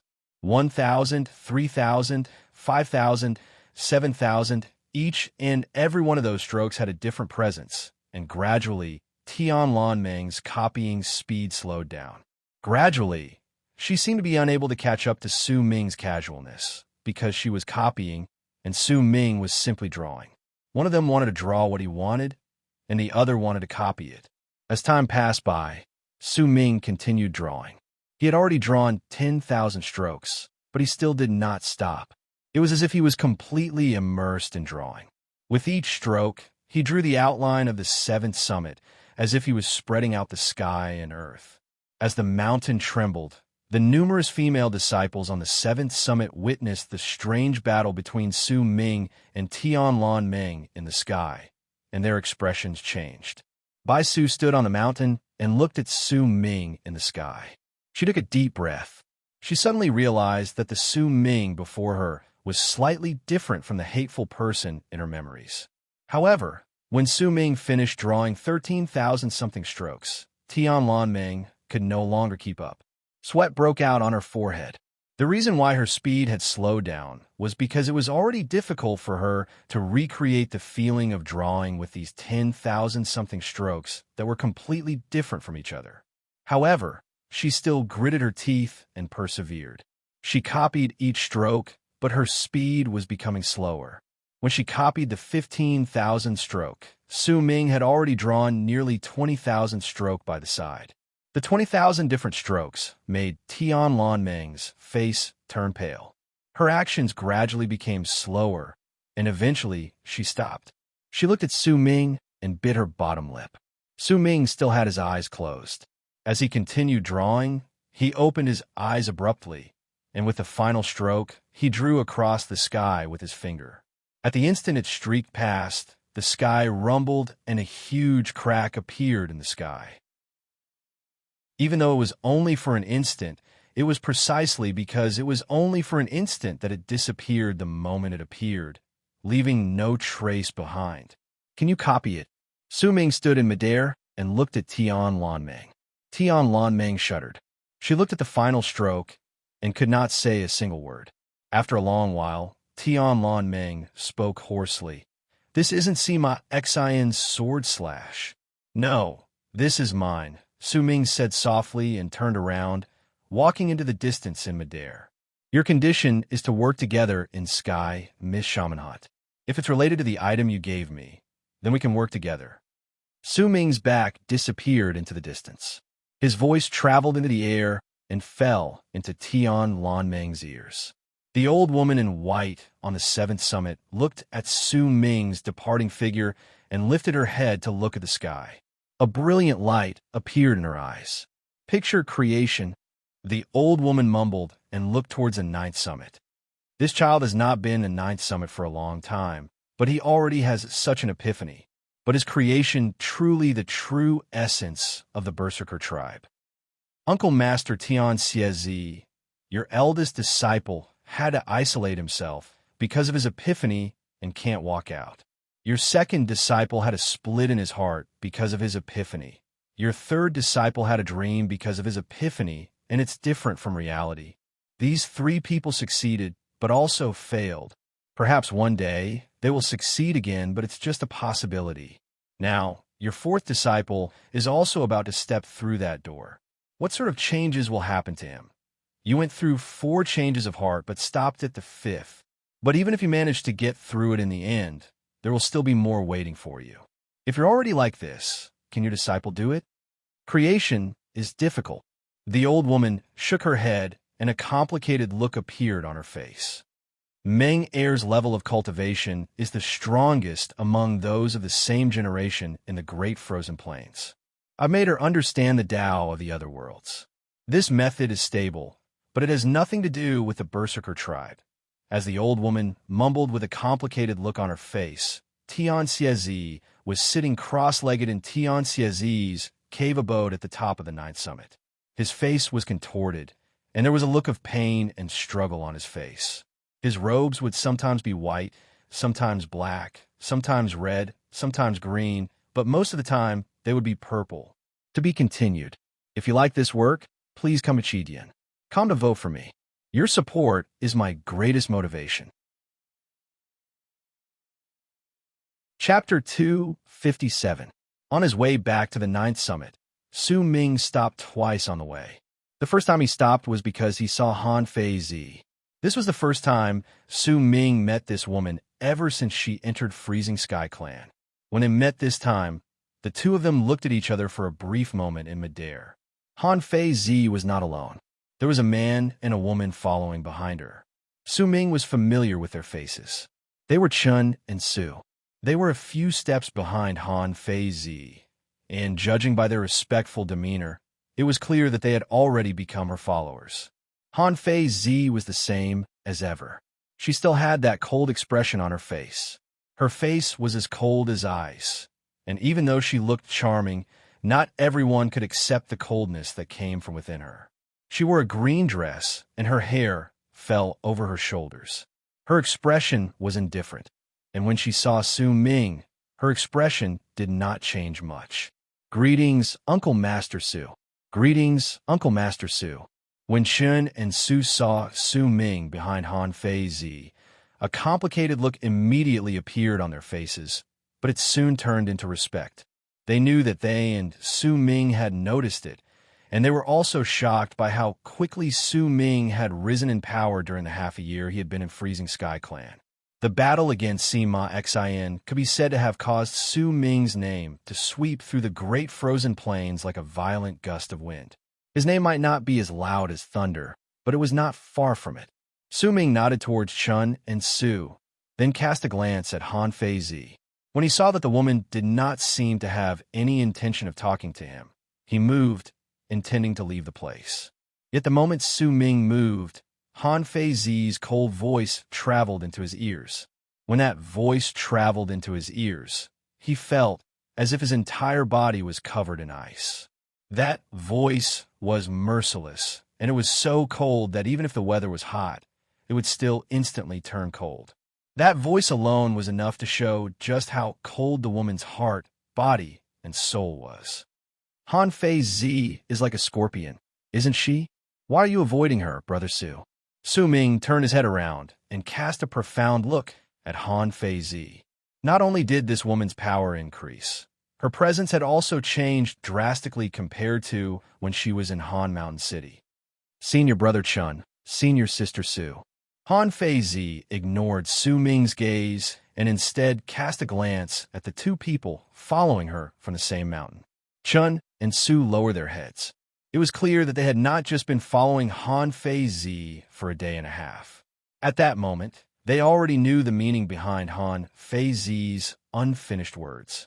They quickly retreated, and only when they were 1,000 feet away did they stop and wait there. "You and I are old friends. There is no need for such words," Su Ming asked calmly and looked at Han Feizi. He had first met this woman in the inn when he first stepped into Han Mountain City when he came to the land of South Morning. At that time, she seemed to have been shrouded by fog, causing Su Ming to only be able to look at her silently. It did not matter whether it was her level of cultivation or her status. He could not compare to her. It was the same even when they ran into each other several times after that. Even the battle at that time had made Su Ming incredibly cautious. Han Feizi turned her head and looked at the mountain range in the distance. She coldly said, "Back on the fourth peak, after I paid my respects to my master, I went into secluded meditation the entire time. I would occasionally come out, but I never left the mountain." Although his voice was cold, there was a faint trace of explanation in his words. Su Ming remained silent. He did not speak. "I saw your battle against Sima Xin." Han Fei Zi's gaze fell on Su Ming. After that, I chose to isolate myself once again. The distance between us will not widen. Su Ming remained silent. Han Fei Zi also stopped speaking and no longer spoke. The two of them remained silent for a moment before Su Ming turned around and walked into the distance. Han Fei Zi looked at Su Ming's back. There was still not a hint of emotion in her voice. It was cold and indifferent. Do you still remember what we talked about in Han Mountain's secret realm? I do, Su Ming said calmly without turning his head back. From tomorrow onwards, I will continue isolating myself to practice the cultivation method my master taught me. This time, I will come out of isolation before Sky Mist Shaman Hunt. During Sky Mist Shaman Hunt, I want you to come with me to a place. All right. Su Ming thought about it for a moment and did not refuse. You'll definitely be interested in that place. It's related to the other worlds. Han Fei Zi said softly. As she spoke, she stared at Su Ming's retreating back, but she could not see any change in his back. He was still calm as he gradually disappeared from her sight. On his way back to the 9th summit, Su Ming stopped for the second time outside the 9th summit. Just as he was about to step into the mountain, his footsteps came to a halt. How long are you going to follow me? This place doesn't belong to the 9th summit alone. Why do you have to say that I'm following you? A woman's voice came from behind Su Ming.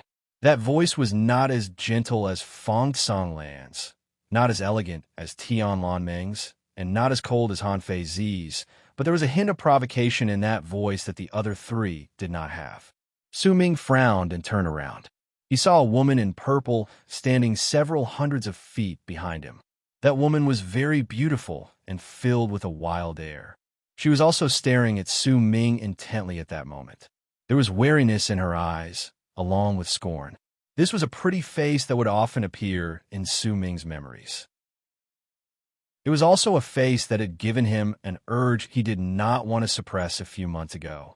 This was Bai Su. Su Ming looked at Bai Su, at this face that had appeared in his memories many times. At that moment, he did not want to see her. Su Ming turned around and averted his gaze from the woman. Once he paused for a moment, he stepped onto the 9th summit once again. As he walked up the mountain stairs, he could not help but frown once again. Yet he did not stop. Instead, he charged towards his cave abode. When Ziche saw Su Ming arriving outside his cave abode, he quickly stood up and bowed towards him respectfully. Just as he was about to speak, his expression suddenly changed, and his gaze fell on the spot behind Su Ming. There, he gradually saw a hint of purple. The moment he saw that shade of purple, a stunned expression appeared on Ziche's face. Su Ming frowned and walked past Ziche. Before he entered his cave abode, he turned his head around and looked at Bai Su walking towards him from the distance. That purple robe, that stubborn look on his face, and the provocative look in his eyes caused the wild air around Bai Su to become even clearer. This is the 9th summit, Su Ming said calmly. I know. Bai Su lifted her chin and answered. Chase her down the mountain. A cold glint appeared in Su Ming's eyes. As he gave his order to Ziche, he turned around and walked towards his cave abode. You don't dare to look at me, because in your memories, there's a girl who looks exactly like me. If you don't dare to look at me, then there will always be a wound in your heart. If you can't get rid of that pain, then you will never be able to maintain your calmness. Even if you pretend to be calm, it's still fake, Bai Su suddenly said. The moment she said those words, Su Ming, who had already walked into his cave abode, sat down cross-legged and closed his eyes, as if he did not hear anything. Junior Sister Bai, please don't make things difficult for me.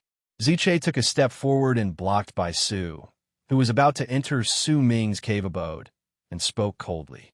In the end, you still don't dare to look at me. I'm a seed in your heart. Even if you don't see me, I'm still here.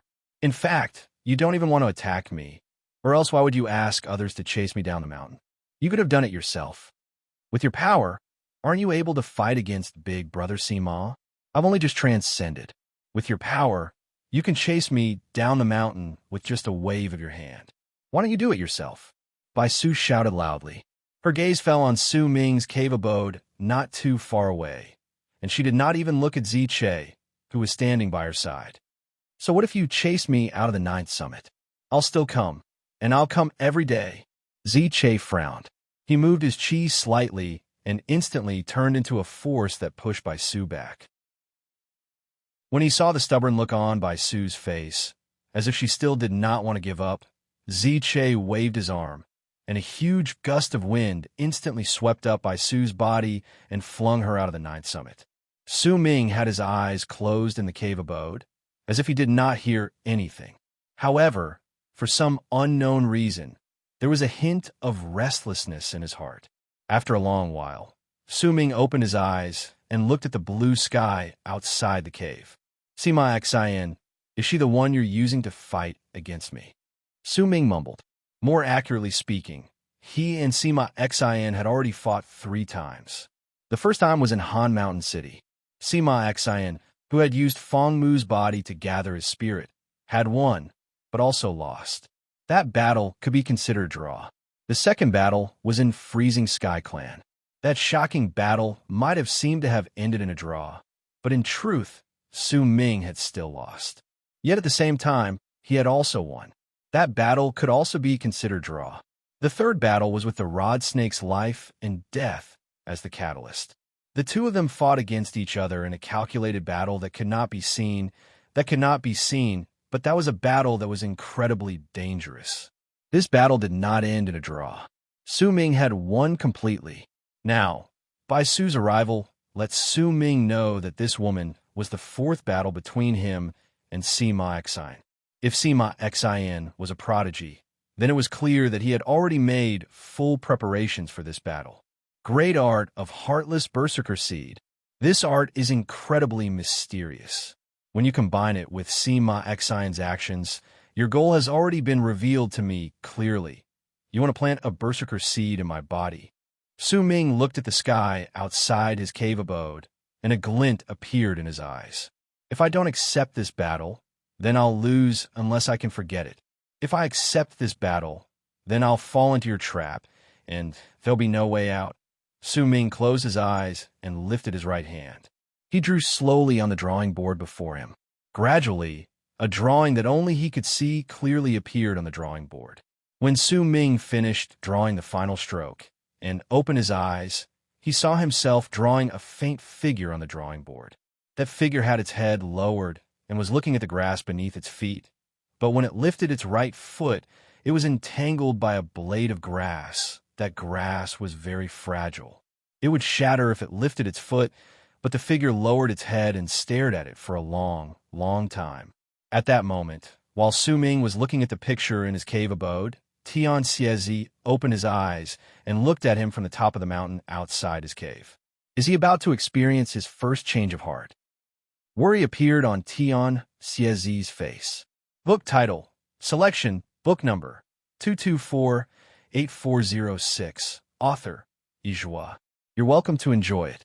To be continued. If you like this work, please come Chidian. Come to vote for me. Your support is my greatest motivation. Chapter 258. Su Ming looked at the drawing. After a long while, he picked up the drawing board and flipped it over, keeping the drawing in his possession. Before the person in the drawing lifted his foot to crush the grass, Su Ming would not draw on the top of the drawing board, but on the back. He still had not thought about how he would fight against Sima Xian, how he would resolve the situation, and how he would win. Perhaps this battle would be the final battle between him and Sima Xian in Freezing Sky Clan before Sky Mist Shaman Hunt began. The peaceful night passed by slowly. Su Ming did not draw that night. He sat down cross-legged and closed his eyes slightly. As he breathed, the person in the snow in his memories appeared in his head. Su Ming had a vague understanding in his heart. He had a feeling that the battle against Sima Xian this time was not the main point. The main point was the girl called Bai Su. The main point was that she had Bai Ling's wildness and that face that was exactly the same as hers. The main point was that there were many times when a person was not mentally prepared for it, and at that moment, they would treat her as her. The main point was that his heart seemed to be going through a metamorphosis. This metamorphosis did not come suddenly. It was as if it had always existed, and now that it had gathered together to a certain extent, it needed to explode forth. Morning sunlight spilled into the cave abode and covered the area before Su Ming. Along with the sunlight came the woman's voice from outside the cave abode. Even if you chase me out today, I'll still come. I'll come every day.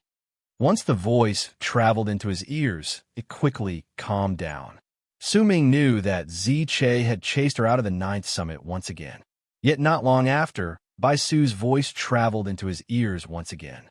Su Ming, if you don't dare face it, then there will forever be a flaw in your heart. The entire day passed by slowly like this. When dusk arrived, Bai Su, who had arrived at the ninth summit, was chased out of the carriage once again. Her body was unable to withstand the pressure, and she coughed up a mouthful of blood. Ziche hesitated. He had never expected that there would be a person who would be so persistent. During that one day, Bai Su went up the mountain 17 times. When he coughed out blood and was injured, he was forced to retreat. As he looked at the blood seeping into the ice, Ziche looked towards Su Ming's cave abode. The cave abode was silent. Not a single sound could be heard. Ziche remained silent for a moment before he sat down cross-legged at the side. The next day, Bai Su came again. That day, she climbed the mountain 19 times. In the end, she left behind a mouthful of blood. Her face was pale, and she was powerless to climb again. On the evening of the third day, when Bai Su stood outside Su Ming's cave abode for the 20th time that day and stood before Ziche, Ziche lifted his right hand, but he could not swing it. He stared at the girl in front of him. Her face was incredibly pale, and her body swayed, but the determination in her eyes and the tenacity in her bones made Ziche hesitate. Even though they were on different sides, Ziche still admired Bai Su. Over the past 3 days, she had gone up the mountain more than 50 times and was chased away more than 50 times, but she still persisted. The more she was chased away, the stronger the determination in her eyes became. Ziche did not doubt that even if he chased her away at that moment, she might not have the strength to come again today. But tomorrow, even if she was injured, she would still come again. If this continued for a long time, no matter how good her body was, she would not be able to withstand it. Besides, she just transcended. By the looks of it, she had not even had time to draw her berserker mark in the transcendence realm. Ziche looked at Bai Su and spoke with a wry smile. Why do you have to do this? You can chase me away again, but I will continue. Bai Su's voice was very weak. As she spoke, she turned her head around and looked towards the direction of the first summit. The more times you go, the more disturbed his heart will be. The worse your injuries will be, and the more pain his heart will feel. He can't be merciless, and he can't forget. I'm certain of this. But Bai Su, I don't want you to be like this because my heart will hurt even more. Sima Xian's gentle words echoed in Bai Su's heart. The determination and persistence in Bai Su's eyes grew stronger. Ziche let out a long sigh and lifted his right hand swiftly. As Su Ming's mountain guardian, he had to obey Su Ming's words. He did not dare disobey. Just as Ziche was about to chase the stubborn woman down the mountain once again, a calm voice traveled out from Su Ming's cave abode. You come up the mountain so many times. What do you want to do? Tell me. Once Su Ming said those words, Ziche let out a sigh of relief in his heart.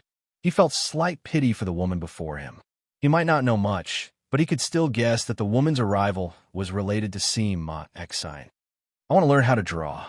Bai Su looked at Su Ming's cave abode and said firmly, If you don't teach me, then I'll still come here every day. Either I die, or I'll wait until the day you agree to it. Bai Su's voice may have been weak, but the determination within it made it so that no one would doubt that she would do what she said she would. Is it worth it? This has nothing to do with you. After a long period of silence, Su Ming's voice that sounded like he was sighing came from within the cave. Bai Su did not speak, but the determination in her eyes did not diminish in the slightest. In my memories, there is indeed a woman who looks incredibly similar to you. She appeared before me time and again and tore apart the wounds in my memories. Is this what you want to do to help Sima Xian? Su Ming's mumbling voice drifted out of the cave. Bai Su fell silent. Hesitation seemed to appear in the determination in her eyes, but it soon disappeared. "You were the one who snatched Big Brother Sima's treasure." Baisu gritted her teeth, but before she could finish speaking, a violent gust of wind suddenly blew out from the cave abode and swept up her body, chasing her out of the mountain. Su Ming looked at the drawing board before him in the cave abode and put down his right hand calmly. The sky outside gradually darkened until it was pitch black. In the middle of the night, the ninth summit was silent. Perhaps at that moment, his second senior brother would be wandering around the mountain like a ghost, searching for the person he believed to be the one who had stolen his flowers and plants. Perhaps his third senior brother was currently hiding in a corner with that mysterious smile on his face, peeking at something, thinking that he was the smartest. Perhaps his eldest senior brother was still under the glacier, unable to see the sun rise or set. In that silence, he isolated himself and meditated quietly. Su Ming closed his eyes and brought out the broken bone sun from his bosom. That sun was very difficult to repair and could not produce any sound when played. Su Ming placed it by his lips and blew on it gently. Silence. Yet in Su Ming's ears, he could vaguely hear that moaning sound echoing around his body and within his mind. It did not disappear even after a long time had passed. Su Ming had no idea how much time had passed. The moon in the cave abode shone on him gently and shone on the ice mountain, causing it to be refracted into a myriad of colors. In that quiet night, Su Ming blew on the soundless sun and quietly experienced a calmness that was different from drawing.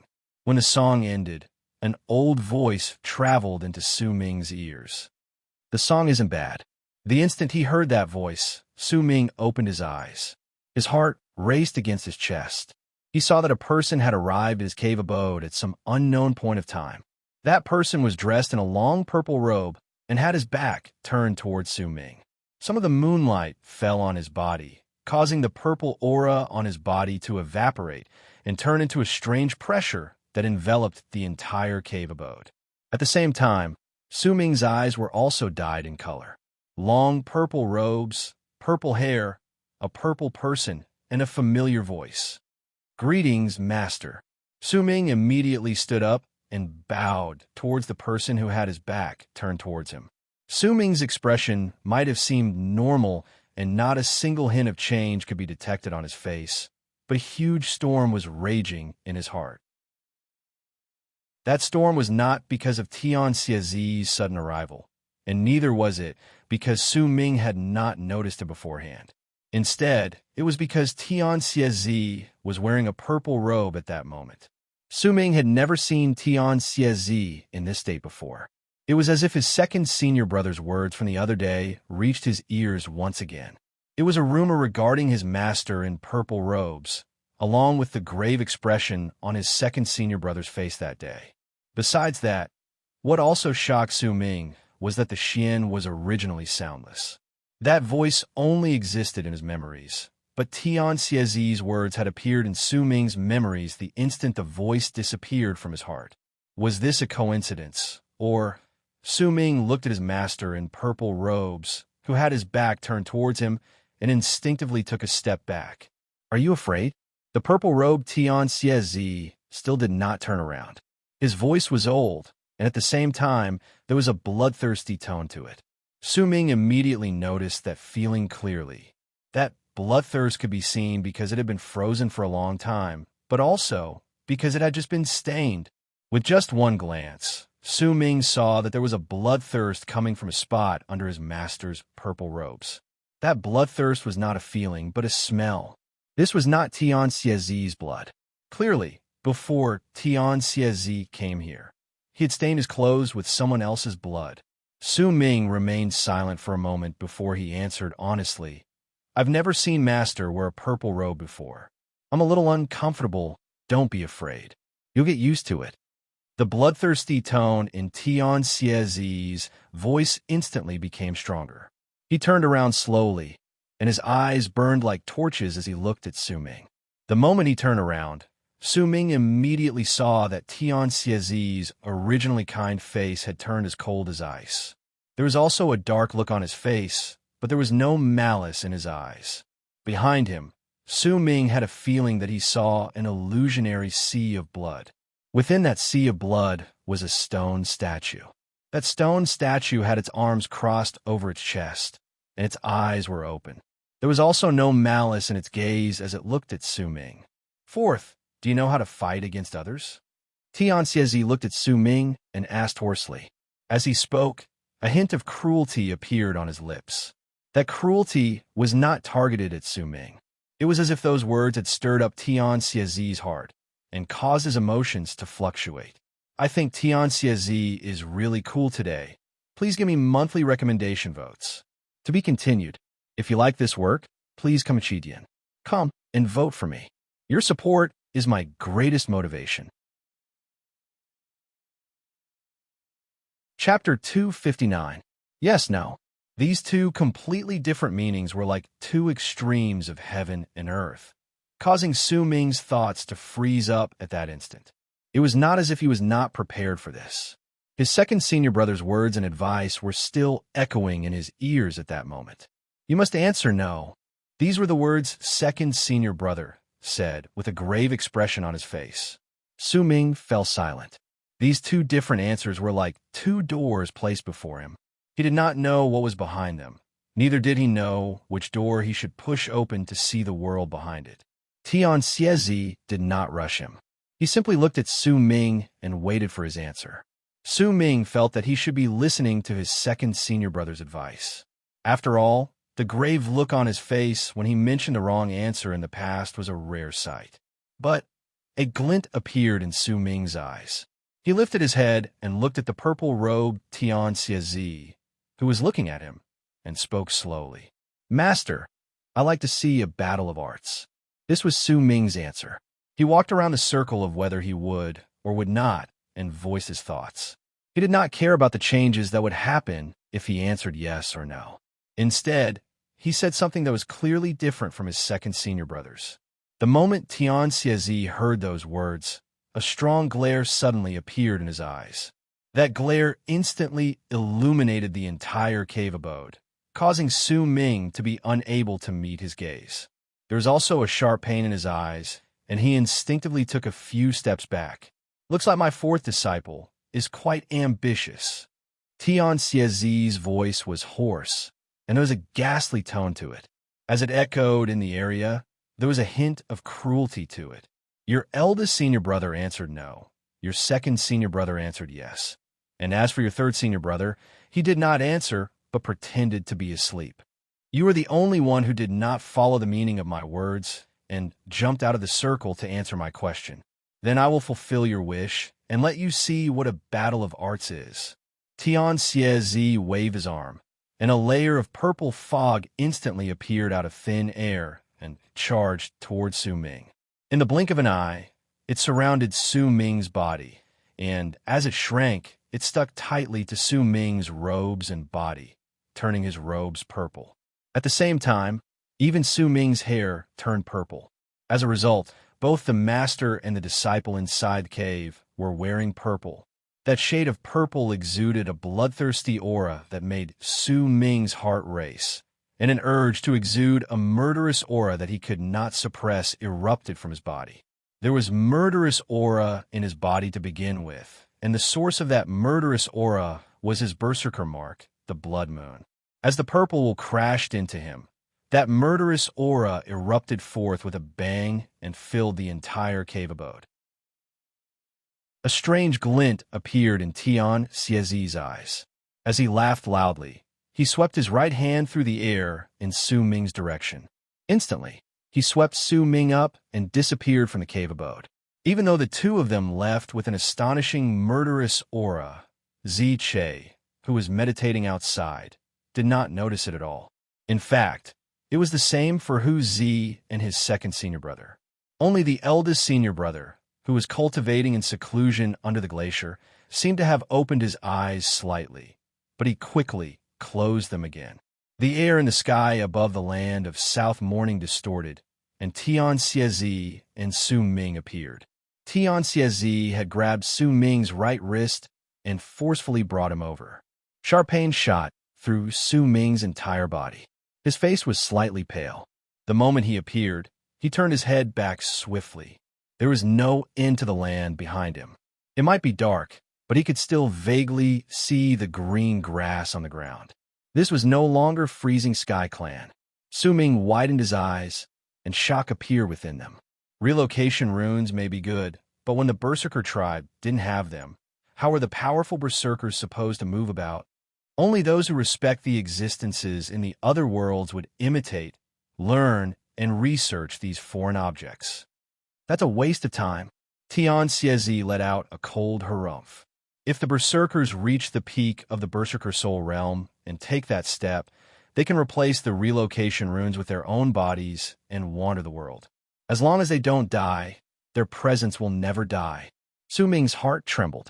He looked at Tian Xiezi and found himself speechless for a long time.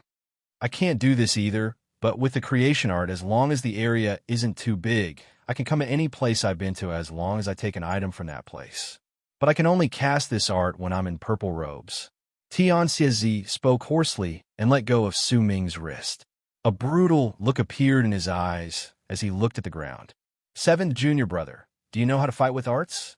As Tian Xiezi suddenly said those words, Su Ming lowered his head swiftly and looked at the spot where Tian Xiezi was looking. That land was covered in grass. It was a flat land, and wind blew past it, causing the grass to rustle. Aside from that, there was only silence. After a long while, a sigh came from the depths of the ground. You're ahead of schedule, fourth senior brother. At the same time that sigh traveled out, Su Ming saw the grass on the plains withering in an instant and disappearing into the air. The ground started trembling, and with a loud bang, a gigantic crack appeared on the ground, as if it was ripped open by two invisible hands. That crack was so deep that it could not be seen. It was pitch black inside, but there was a pair of incredibly bright eyes peeking out from within the crack. They looked towards the sky before their gazes fell on Tian Xiezi and Su Ming. When that gaze landed on Su Ming, a chill instantly covered his entire body, but soon after, a blood-red light shone in his right eye.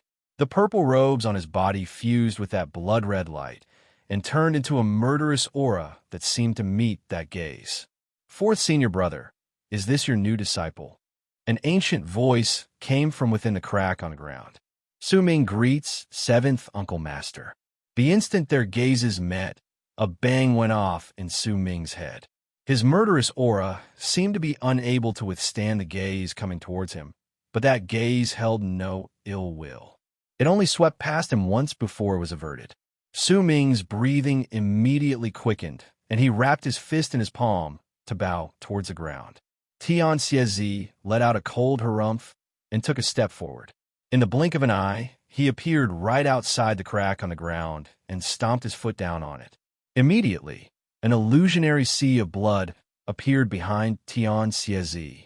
A brilliant light appeared in the eyes of the stone statue within the sea of blood, and it slowly spread open its arms that had been crossed over its chest. At the same time, Su Ming saw the two gazes disappear from the crack on the ground. In their place was a thin and frail person walking out of the crack. His footsteps were not quick, but with each step he took, Su Ming's gaze would distort. He took 5 steps forward and arrived right below Tian Xiezi's foot. He suddenly lifted his right hand, clenched it into a fist, and hurled it towards Tian Xiezi's right foot. At the same time, a gigantic illusion appeared behind the person. There were countless people within that illusion. There were men and women, the elderly and the young, and all of them were kneeling on the ground and worshiping this person. The power of the souls of the earth does not belong to us berserkers. 7 junior brother, you're still practicing the arts from the other worlds. This is not creation. Tian Xiezi's voice was hoarse.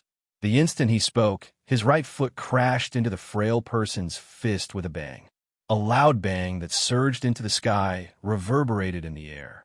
Tian Xiezi's body shuddered, and he was forced back 100-something feet.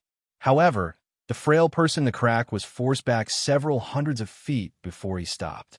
You were also chased out by Master. The creation you seek has already deviated from the path of the berserkers. You're the same as me. What do you mean by the same? Tian Xiezi did not attack again. Instead, his eyes shone brightly. I practiced the arts from the other worlds to create my own path.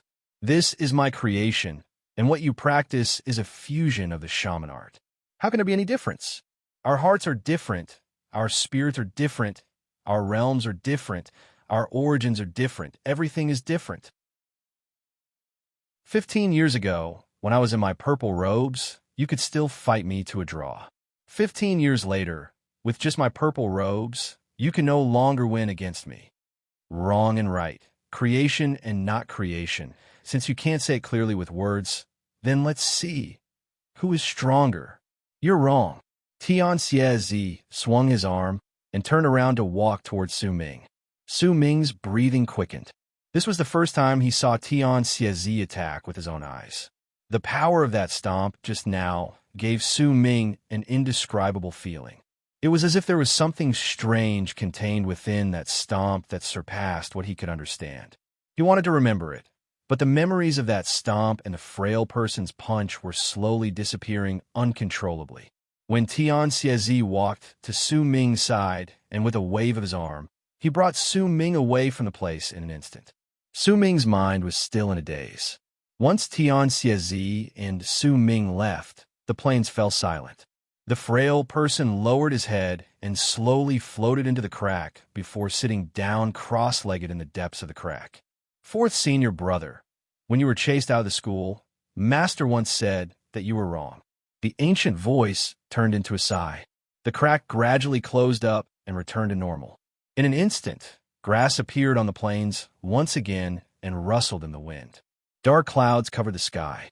Rain poured down, and thunder rumbled in the sky.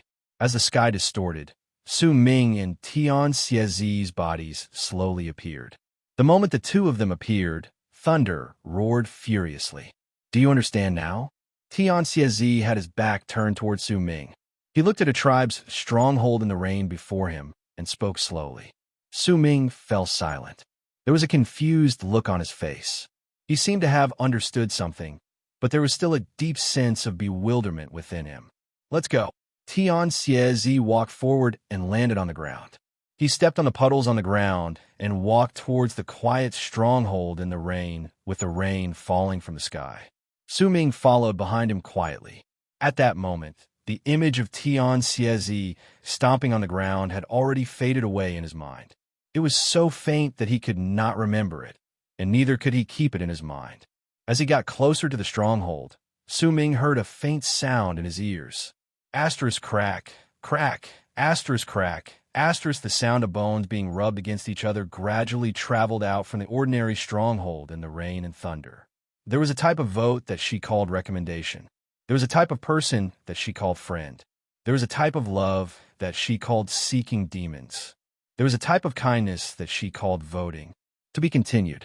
If you like this work, please come to Chidian. Come and vote for me. Your support is my greatest motivation. Chapter 260. Tian Xiezi's expression remained dark as he approached the gate of the village. He had not stopped moving. The moment his body touched the gate, Su Ming's pupils shrank as he stood behind him. He saw the gate distorting, as if it had been shifted to another place out of thin air, allowing Tian Xiezi to walk in slowly. Su Ming followed behind him and stepped in as well. When both of them entered, Su Ming turned his head back and looked at the gate of the village.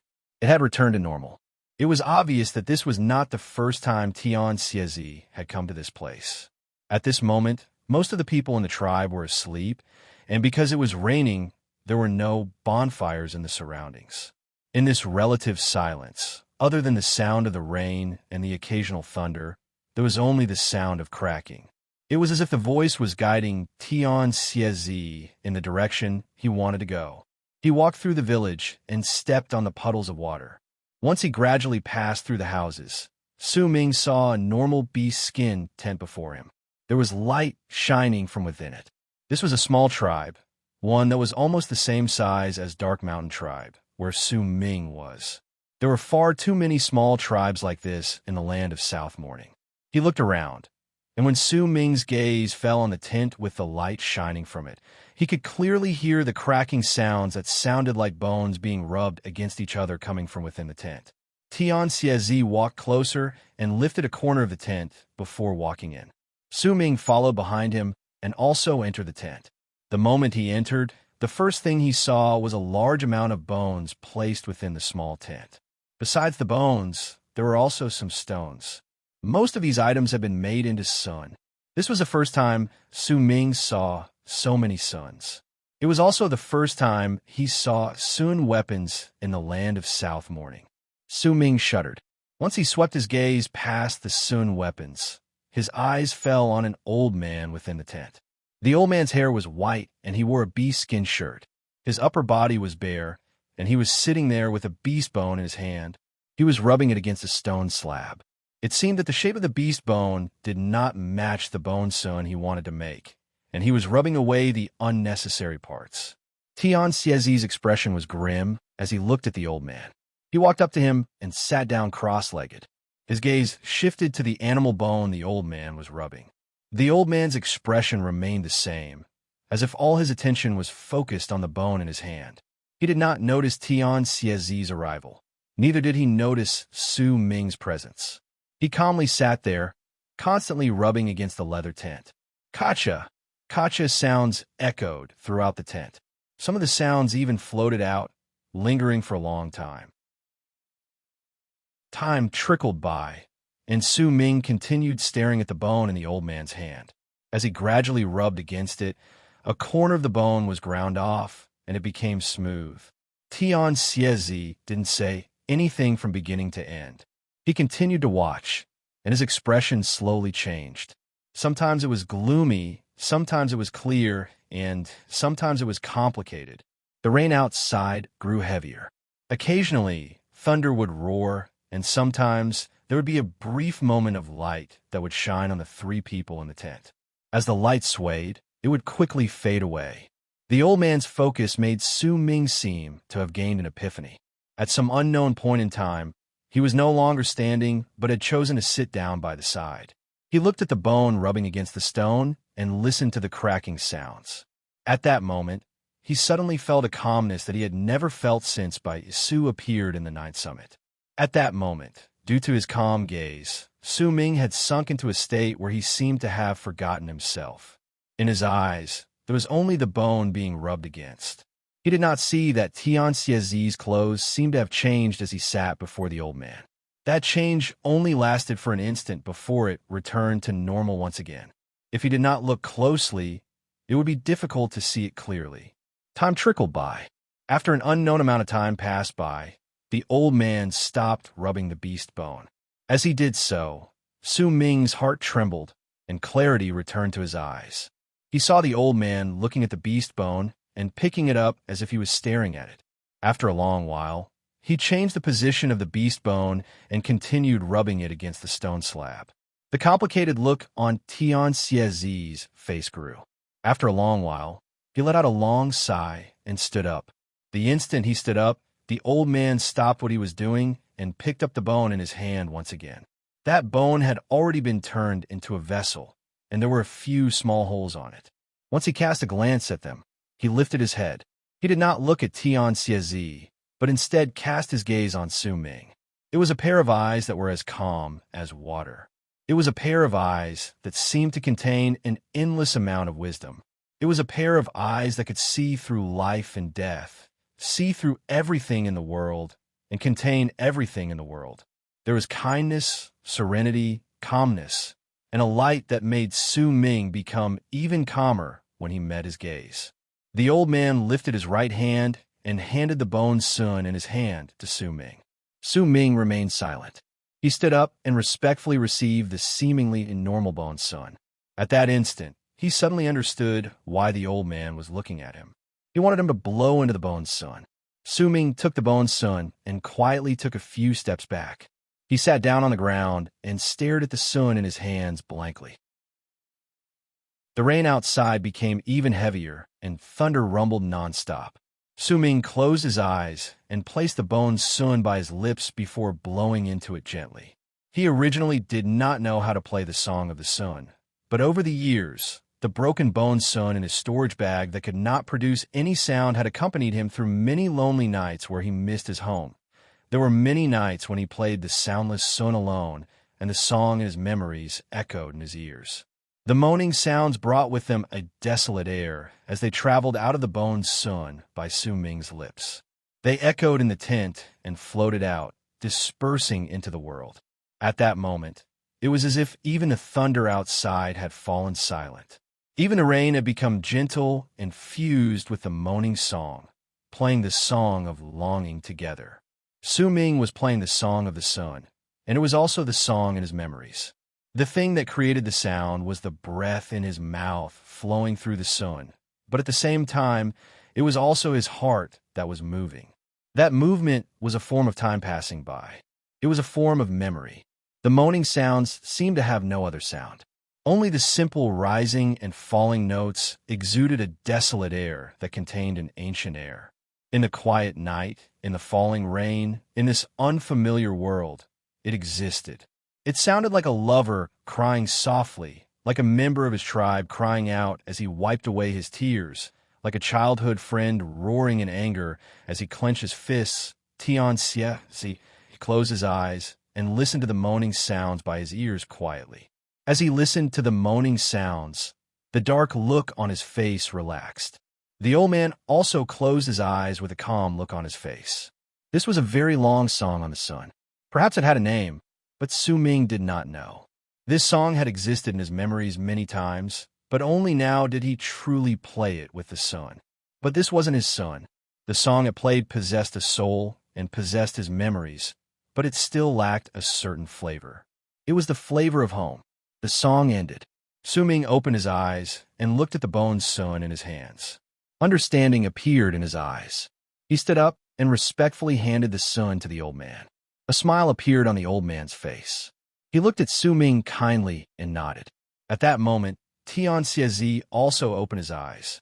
He did not look at the old man, but instead stood up and walked outside. Right up till the end, he and the old man did not say a single word to each other. But Su Ming knew that in truth, the two of them had already used their song to express 1,000 words. As Tian Xie walked out, Su Ming hesitated for a moment before he followed behind him. The two of them walked out of the tent. The rain outside was still pouring heavily. It fell on their bodies and into the puddles on the ground. When they took a dozen steps out of the tent, Su Ming's footsteps came to an abrupt halt. The hesitation in his eyes was no longer there, replaced by determination. As he stopped, Tian Xie also stopped, but he did not turn his head back. Su Ming bowed towards Tian Xie, then turned around and walked quickly towards the tent he had just left. He lifted the corner of the tent and walked in. The moment Su Ming walked into the tent, the old man sitting there looked at him calmly. "Can you fix it?" Su Ming brought out his boned sun from his bosom. This sun gave off the feeling of home. There were many cracks on it, and it could no longer make any sound. Su Ming placed it before the old man. The old man's gaze fell on the sun. He picked it up and looked at it carefully before he nodded. Su Ming bowed respectfully, then turned around and walked out of the tent. He left the tribe's village with Tian Xie. "Do you understand now?" Tian Xie asked calmly in the wind and rain outside the village. At that moment, he might be dressed in purple, but his expression was no longer sullen. "The first battle is a test of our power, and the second—" Su Ming looked at Tian Xie and remained silent for a moment before he said, "It's a battle of the heart. The first person to fight is my 7th junior brother. I don't know the name of the person you saw in the second scene, but I met him by chance many years ago and saw him create in sun once. Every single time my heart changes, I will go to him and fight with my heart, with my realm. You understand the art of picture creation and use it to clear your mind. There is no system to what you practice. You need to train your heart. Perhaps there are people I don't know who are also walking down this path, but among those I know, there are only a few of us. I've walked quite far, and your senior brothers have also taken a few steps forward.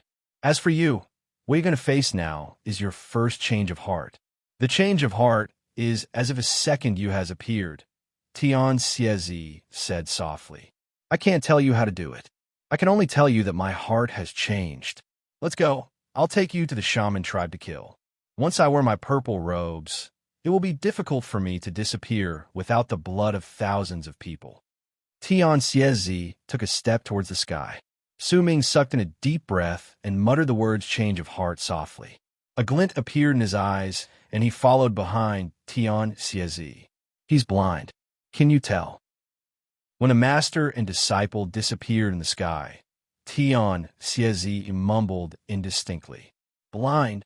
Su Ming was momentarily stunned. The people dispersed. There's a person named after his ears. There is a love, and his obsession turns him into a demon. There's a person who treats reading as his friend. There's a person who treats the moon as their name. There's a pot of wine that sings with words. There's a person who cannot repay a debt of gratitude. Ahem, there are 2 poems that are just for show. How well they are written. They're so lyrical. Anyway, I'm intoxicated by them. I should vote for them, right? To be continued. If you like this work, please come to Chidian. Come and vote for me. Your support is my greatest motivation. Chapter 261. Surrounding the land of South Morning was a mountain range wall that looked like a dragon's spine. The mountain range stretched down and formed a ring that divided the land of South Morning into 2 parts, the inner and outer parts. That mountain range was known as Sky Mist Barrier. With Sky Mist City as the center, there would be a guardian standing at a certain distance between Sky Mist Barrier all year round. It did not matter whether it was spring, summer, autumn, or winter, cold or hot, wind or rain, they would never step out of the area they guarded. Any shaman who wanted to pass through the Sky Mist Barrier they guarded and enter Sky Mist would have to step over their corpses. Uncle Masterby was one of those people. He always sat on the barrier he guarded and looked in the direction of the shaman tribe. Sometimes there would be melancholy on his face, and sometimes there would be a complicated look on his face. At that moment, the sky was slightly brighter, but the land was still dark and indistinct. He could not see too far into the distance. Uncle Masterby lowered his head and closed his eyes, hiding the emotions in his eyes. However, right at the moment he closed his eyes suddenly opened and a bright light flashed within them. At the same time, the air in the sky behind him distorted, and 2 purple figures walked out from within. These 2 people were naturally Tian Xiezi and Su Ming. Uncle Masterby frowned, but he did not turn his head back. Instead, he closed his eyes once again and simply allowed the purple-robed Tian Xiezi to walk towards him and step out of Sky Mist Barrier. Su Ming followed behind Tian Xiezi and saw Uncle Masterby once again. He did not know why, but he let out a sigh of relief in his heart. He still remembered the conversation he had with Uncle Masterby in this place. This man who made others respect him and gave him a sense of closeness had fought against the female shaman who came towards them. When the 2 of them attacked, the vast presence that was stirred up caused Su Ming to be unable to get close to them. There was always a hint of worry in his heart. Now that he saw it, when he walked past Uncle Masterby, he turned his head around and smiled at him. The moment Su Ming smiled, Uncle Masterby opened his eyes and cast Su Ming a glance. You have to know how to protect yourself when you follow that crazy old man. As he spoke, he seized the air with his right hand. Immediately, a white scale the size of a fingernail appeared out of thin air and was pushed towards Su Ming. Take this. It contains the power of one of my attacks. Use it to protect yourself. With that, Uncle Bai closed his eyes. Su Ming took the white scale. When he held it in his hand, it exuded a strong presence of life, making Su Ming feel invigorated. He wrapped his fist in his palm towards Uncle Masterby. He might have only met the person before him twice, but the sense of familiarity he felt towards him did not fade away just because they did not meet for long. Instead, it became stronger. The instant Su Ming walked out of Sky Mist Barrier, he took a deep breath. When he stood on Sky Mist Barrier and looked at the world outside, that bloody and desolate feeling appeared in his heart once again. This land was unfamiliar. There was a grudge between 2 races that could not be erased in this land. That grudge did not disappear even after a long time had passed. and it gradually turned into an oppressive and heavy feeling that all the berserkers who just stepped into this place would feel. That oppressive feeling would make people's breathing quicken, as if they could not breathe, as if they were about to suffocate at any moment. That feeling became stronger as Su Ming and Tian Xie charged forward in the sky in an arrogant manner. The further they went, the stronger that feeling became. Eventually, Su Ming could even hear his heart pounding furiously against his chest. The wind blowing from the distance also seemed to contain an unfamiliar repelling force. It was as if there's also a grudge towards these two uninvited guests. It was a force that would not stop until one of them died if they ran into each other. Compared to Su Ming's oppressive feeling, the cruelty on Tian Xie's face became stronger. That cruel smile, his bloodshot gaze, and the hint of merciless aloofness in the depths of his eyes fused together to form a Tian Xie that was incredibly unfamiliar to Su Ming. Under Su Ming's gaze, Tian Xie suddenly came to a halt. He floated in midair. The sky was desolate and dark, as if dark clouds were gradually gathering in the sky. Fourth, Tian Xie had his back turned towards Su Ming as he looked into the distance and spoke in a ghastly tone. "Watch from the side and draw for me." Su Ming nodded his head silently and took a few steps back. He looked at his surroundings, at this unfamiliar land. Su Ming knew very little about the grudge between the shamans and berserkers. It was difficult for him to put himself in their shoes, and it was difficult for him to experience the frenzied slaughter between the berserkers and the shamans in the land of South Morning. He did not understand. Tian Xie placed his hands behind his back, and his purple robes fluttered in the wind. His long purple hair also danced in the wind. From the distance, he looked like a ball of purple flames burning fiercely in the land of the shamans. A shrill howl that shook the sky and earth came out of Tian Xie's mouth. The moment he lifted his head and roared, Su Ming's expression changed. At that moment, Tian Xie exuded an incredibly arrogant air, along with a domineering air that seemed to ignore the heavens. He stood there in a flamboyant manner and roared. His voice rumbled in all directions and traveled even further into the distance. Distorted ripples appeared in the air, as if the sky itself was trembling. The trembling fear fused into the ripples and spread outwards. Su Ming took a deep breath. He knew that this might not be the depths of the land of the shamans, and this might only be the edge of the land of the shamans, which was near sky mist barrier. But this place was indeed the land of the shamans.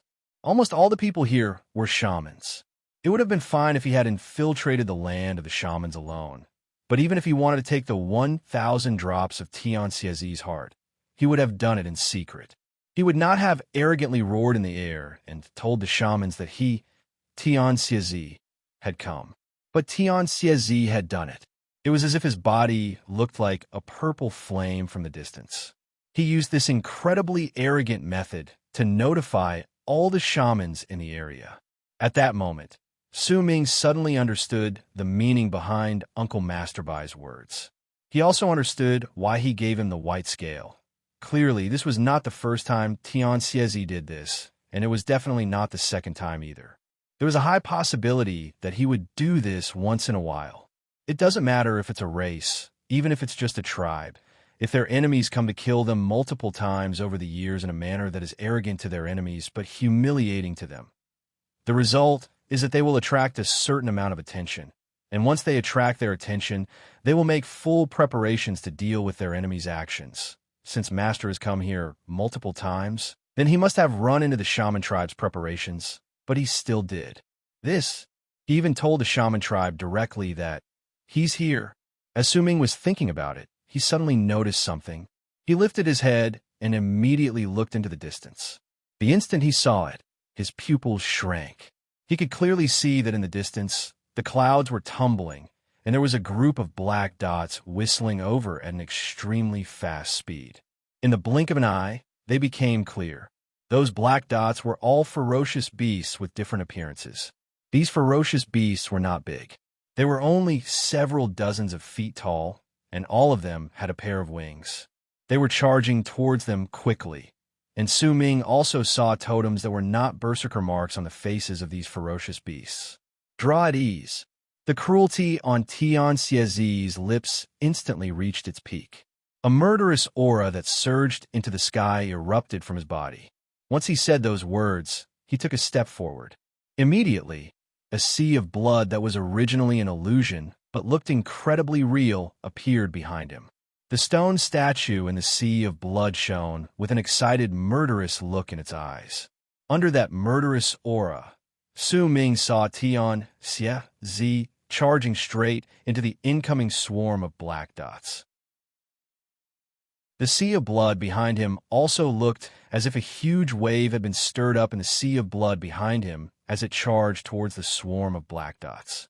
Roars reverberated in the air. Su Ming saw the shamans standing on the ferocious beasts with the same cruelty and madness. They did not care about their own lives. Some of them bit the tips of their tongues and coughed out blood. There was an endless amount of blood-red insects in that blood that charged towards Tian Xiezi. Some of them brought out skulls and touched them. Black mist would seep out and turn into ferocious phantoms. Some of them would sit down cross-legged, and the ferocious beasts beneath them would let out shrill screams of pain as their flesh was torn apart. The large amount of torn flesh turned into a giant made of flesh and blood that charged towards Tian Xiezi with a roar. The ferocious beasts that had lost their flesh and blood were only left with a set of white bones. However, there was a dark fire burning in the eyes of the skull, and there was an indescribable ghastly and chilling air within them. In fact, among the incoming shamans, there were dozens of them who stepped on the ferocious beasts beneath their feet and flew into the air. Their bodies immediately swelled up, as if a shocking power had erupted within them, causing their physical bodies to turn into their strongest enchanted vessels as they charged towards Tian Xiezi. Su Ming looked at all of this. All of these divine abilities were things he had never seen before, especially the ability to turn their bodies into giants that could survive even after they had lost their flesh and blood and were only left with their bones. It made Su Ming suck in a deep breath. You actually sent out the spirit mediums of the shaman tribe? Looks like you've made even better preparations for my arrival. You've waited for so many years, and today, I'm finally here. You don't have to wait anymore. Tian Xiezi's ghastly laughter reverberated in the air. Booming sounds surged into the sky.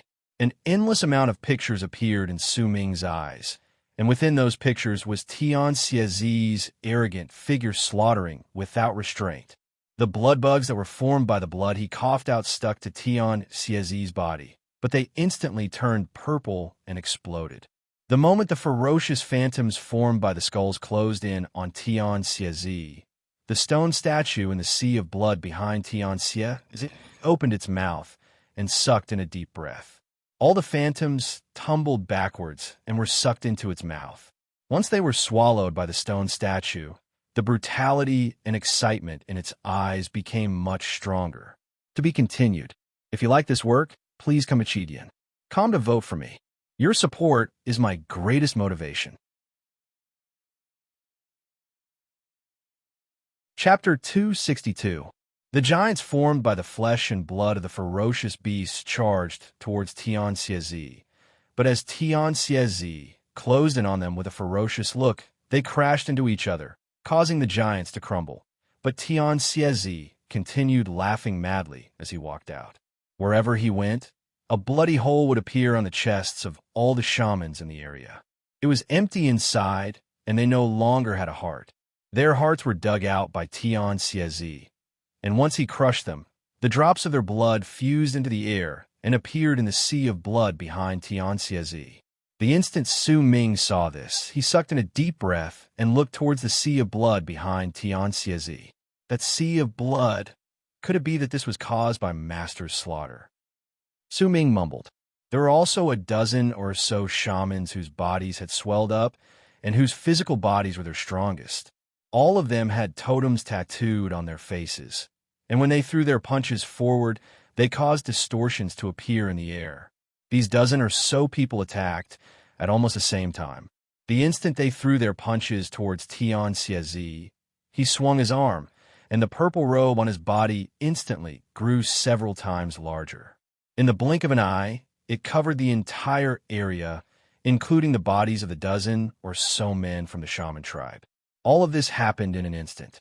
Once Tianxiazi's purple long robe returned to normal, bloody holes appeared on the chests of the dozen-something men around him. They did not have hearts in their chests. Spirit mediums of the shaman tribe. Spirit mediums who pity the dead, but are cold to the living. I killed one in the past, and I love fighting against spirit mediums the most. It allows me to kill to my heart's content.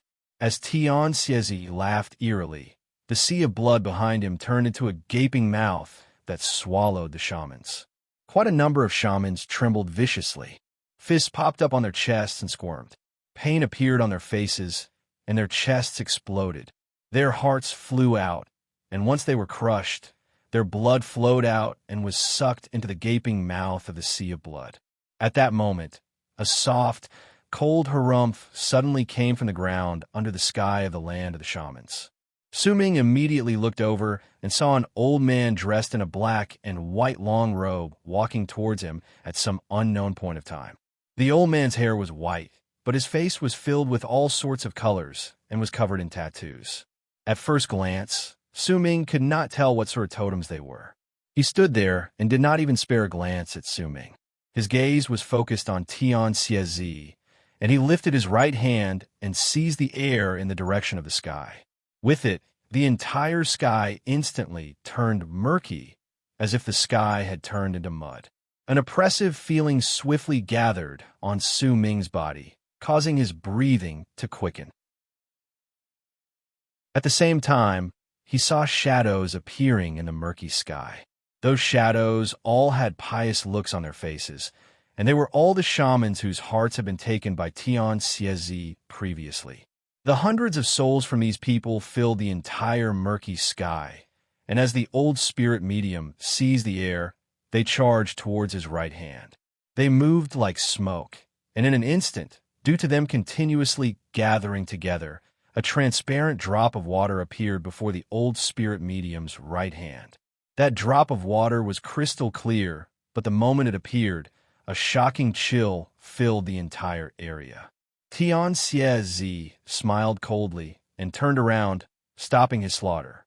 The shamans who were fortunate enough to not die in the slaughter retreated and sealed off the area, surrounding Su Ming as well. I've been waiting for you here for 15 years. As the old spirit medium spoke in a hoarse voice, he grabbed the transparent drop of water floating before him. Once he swallowed it, his body started trembling furiously and pain appeared on his face. All those who died in sorrow. With my body as a spirit medium, I can feel your resentment and sorrow. I am willing to use my body to bear your hatred and anger. You died in this person's hands when you were alive. So when you die, come forth with my body. Once the old man finished his last sentence, his body started trembling even more furiously. As he closed his eyes slowly, respect and fear appeared on the faces of the shamans who surrounded Su Ming and Tianxiazi. Interesting, a spirit medium who can fuse souls came. Tianxiazi licked his lips, and a savage look appeared in his eyes. Su Ming stood there. This slaughter had practically nothing to do with him anymore. He did not need to attack. With Tianxiazi around, no one would place their sights on him. After all, compared to Tianxiazi, the current Su Ming was so weak that he would not attract any attention. At that moment, the old spirit medium, who had his eyes closed, suddenly opened them. His eyes were gray, and the moment he did so, a roar that seemed to be the fusion of countless other roars came from his mouth. "Give me back my heart!" As he roared, an endless amount of bumps immediately appeared on the old man's body. Those bumps were actually faces. Those faces were roaring and howling on his skin, causing the old man to look terrifying. He stomped on the ground, and as the ground rumbled, he flew up and charged towards Tianxiazi. The instant he closed in on Tianxiazi, the old man lifted his hands and pointed one at the sky, then the other at the ground, then lifted his head and roared once again. "Give me back my heart!" The color of the sky changed. At that moment, At the end of the murky sky, a gigantic skeletal hand stretched out of thin air, and with a decaying presence, it charged towards Tian Xiezi. At the same time, another skeletal hand shot out from the ground as the ground trembled. It charged towards Tian Xiezi along with the skeletal hand in the sky. A savage glint appeared in Tian Xiezi's eyes. The sea of blood behind him howled and enveloped his body. At the same time, the stone statue with its arms wrapped around its chest in the sea of blood seemed to be moving slowly. But right at the moment, the two skeletal hands from the sky and earth came crashing towards him. The statue spread its arms apart for the first time. With one arm above the other, it crashed into the two incoming skeletal hands through the air. A deafening roar instantly rang through the sky and earth. The descending skeletal hands crumbled and shattered inch by inch, turning into an endless amount of powder that tumbled backwards and disappeared. The descending skeletal hands from the ground also shuddered. As if they could not withstand the stone statue's palm, they shattered abruptly and fell down to the ground like bone rain. A glint appeared in the old spirit medium's gray eyes. At the same time the two skeletal hands turned into powder, he spread his arms wide and let out a piercing howl towards the sky. As he howled, his body trembled. The faces of the vengeful spirits on his skin roared together and rushed out of the old man's body. As the vengeful spirits continued rushing out, the old man's body trembled and his flesh rapidly withered away. In just the span of a few breaths, his body was reduced to only skin and bones. He fell head first to the ground, but at that moment, the final vengeful spirit in his body also rushed out. The vengeful spirits that filled the sky roared and charged towards Tian Xiezi. Tian Xiezi let out a cold harumph and was just about to attack when two gentle sighs traveled forth from the sky in the distance. That sigh was very gentle, as if there was not a hint of anger in it. It was as gentle as a lover's breath, and it blew on his face and fell into his ears. When Su Ming lifted his head and looked in the direction of the sigh, he saw two men walking towards him from the sky in the distance. These two men were so beautiful that they could make any woman sigh and feel ashamed of their inferiority. They wore long white robes and were so handsome that no matter if it was a man or a woman, they would be attracted to them when they saw them. What was even more shocking was that the two of them were holding each other's hands, and with beautiful smiles on their faces, they walked towards Su Ming like a pair of intimate lovers. Split dawns. For the first time, besides brutality and excitement, there was also a serious look in Tian Xiezi's eyes. Even the split dawns, which are rarely seen in the shaman tribe, have appeared here. Interesting. It's not easy to choose a pair of split dawns. The two mysterious men in white walked towards Tian Xiezi like lovers while holding hands. Their eyes shone with a beauty that did not seem to belong to this world. As they looked at Tian Xiezi, one of them spoke softly. I can imagine that there will be a figure formed by vengeful souls around you, but without a heart. As his gentle words traveled outwards, the large number of vengeful souls charging towards Tian Xie suddenly spread out the instant they closed in on him, forming a gigantic figure around Tian Xiezi's chest. That figure was completely formed by vengeful souls, and its roars continued echoing in the sky. I can imagine that you will no longer be able to move, that you will no longer be able to cast any arts. You will become this figure's heart, and then shatter. One of the two beautiful men said softly with a smile. Su Ming widened his eyes, and his pupils shrank once again. This could be said to be the first time he came into contact with the shamans. He saw a spirit medium who pitied the dead, but treated the living with indifference. At that moment, he saw the split dawns, who seemed to have mastered some sort of unbelievable power. He also saw his master, Tian Xiezi's body, coming to a complete stop at that instant, just as the split dawns had said. The sea of blood around his body was gradually disappearing. A murderous glint appeared in Su Ming's eyes. Bell chimes reverberated in his body, and a white scale appeared in his hand. The mark of the green sword shone at the center of his brows, and his berserker mark appeared indistinctly on his body. Because not only did he see his master's body freezing up, he also saw the outline formed by the vengeful souls around Tian Xiezi taking shape, and his master was standing right at his heart. By the looks of it, it seemed as if it wanted to completely envelop Tian Xiezi's body. However, Su Ming was also puzzled. With his understanding of his master, if Tian Xiezi dared to come here in such a flashy manner, then he was definitely not being reckless. However, Su Ming could not think of what other tricks his master had up his sleeve.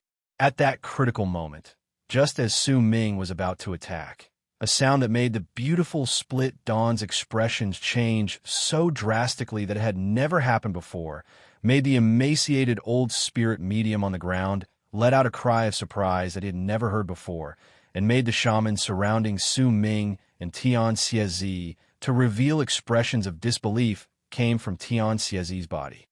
My shaman beast, with my voice, Tian Xiezi, I summon you.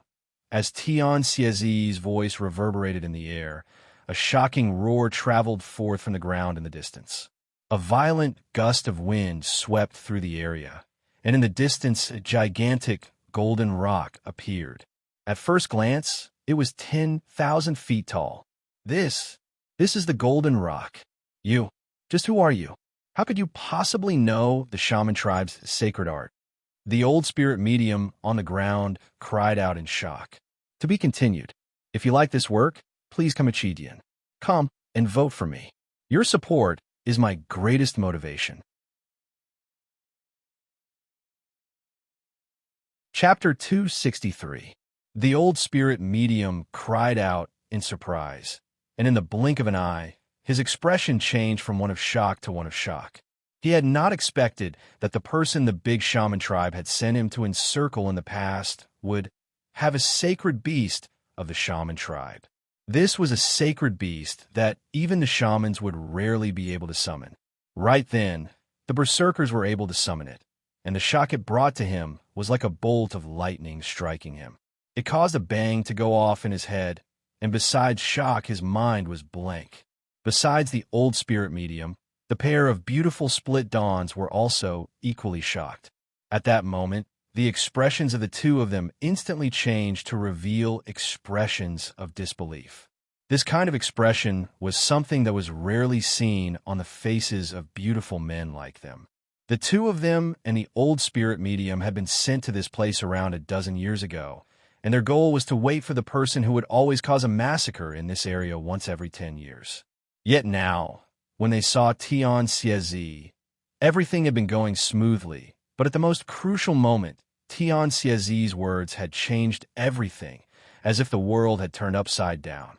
The golden rock. No wonder the shaman tribe could not obtain its acknowledgement and summon it when we sent our people to its resting place several times. So this golden rock already has a master. But how is this possible? He's a berserker, not a shaman. How could he obtain the golden rock's acknowledgement? As the split dawns sucked in sharp breaths, the golden rock that had been charging through the air in the distance just an instant ago closed in on them in the blink of an eye. As it closed in, a violent gust of wind was stirred up, and it gave people the illusion that there were countless invisible mountains crashing towards them. The remaining shamans who had surrounded Su Ming and Tian Xiezi had already lost all power to fight back the moment the golden rock appeared. Their dazed faces were filled with terror, and they did not dare attack. The golden rock! My God, it's the golden rock! Uproars rose in the air. The shamans had a reverence towards sacred beasts, as if they were facing the might of heaven. That was a beast that was like a totem to the shamans. There was no way they could fight against it. At this moment, under the violent wind created by the golden rock, these people were like fallen leaves floating in the sky. They were swept into the distance, and the encirclement collapsed in an instant. As Su Ming sucked in a sharp breath, he saw the golden rock closing in on him.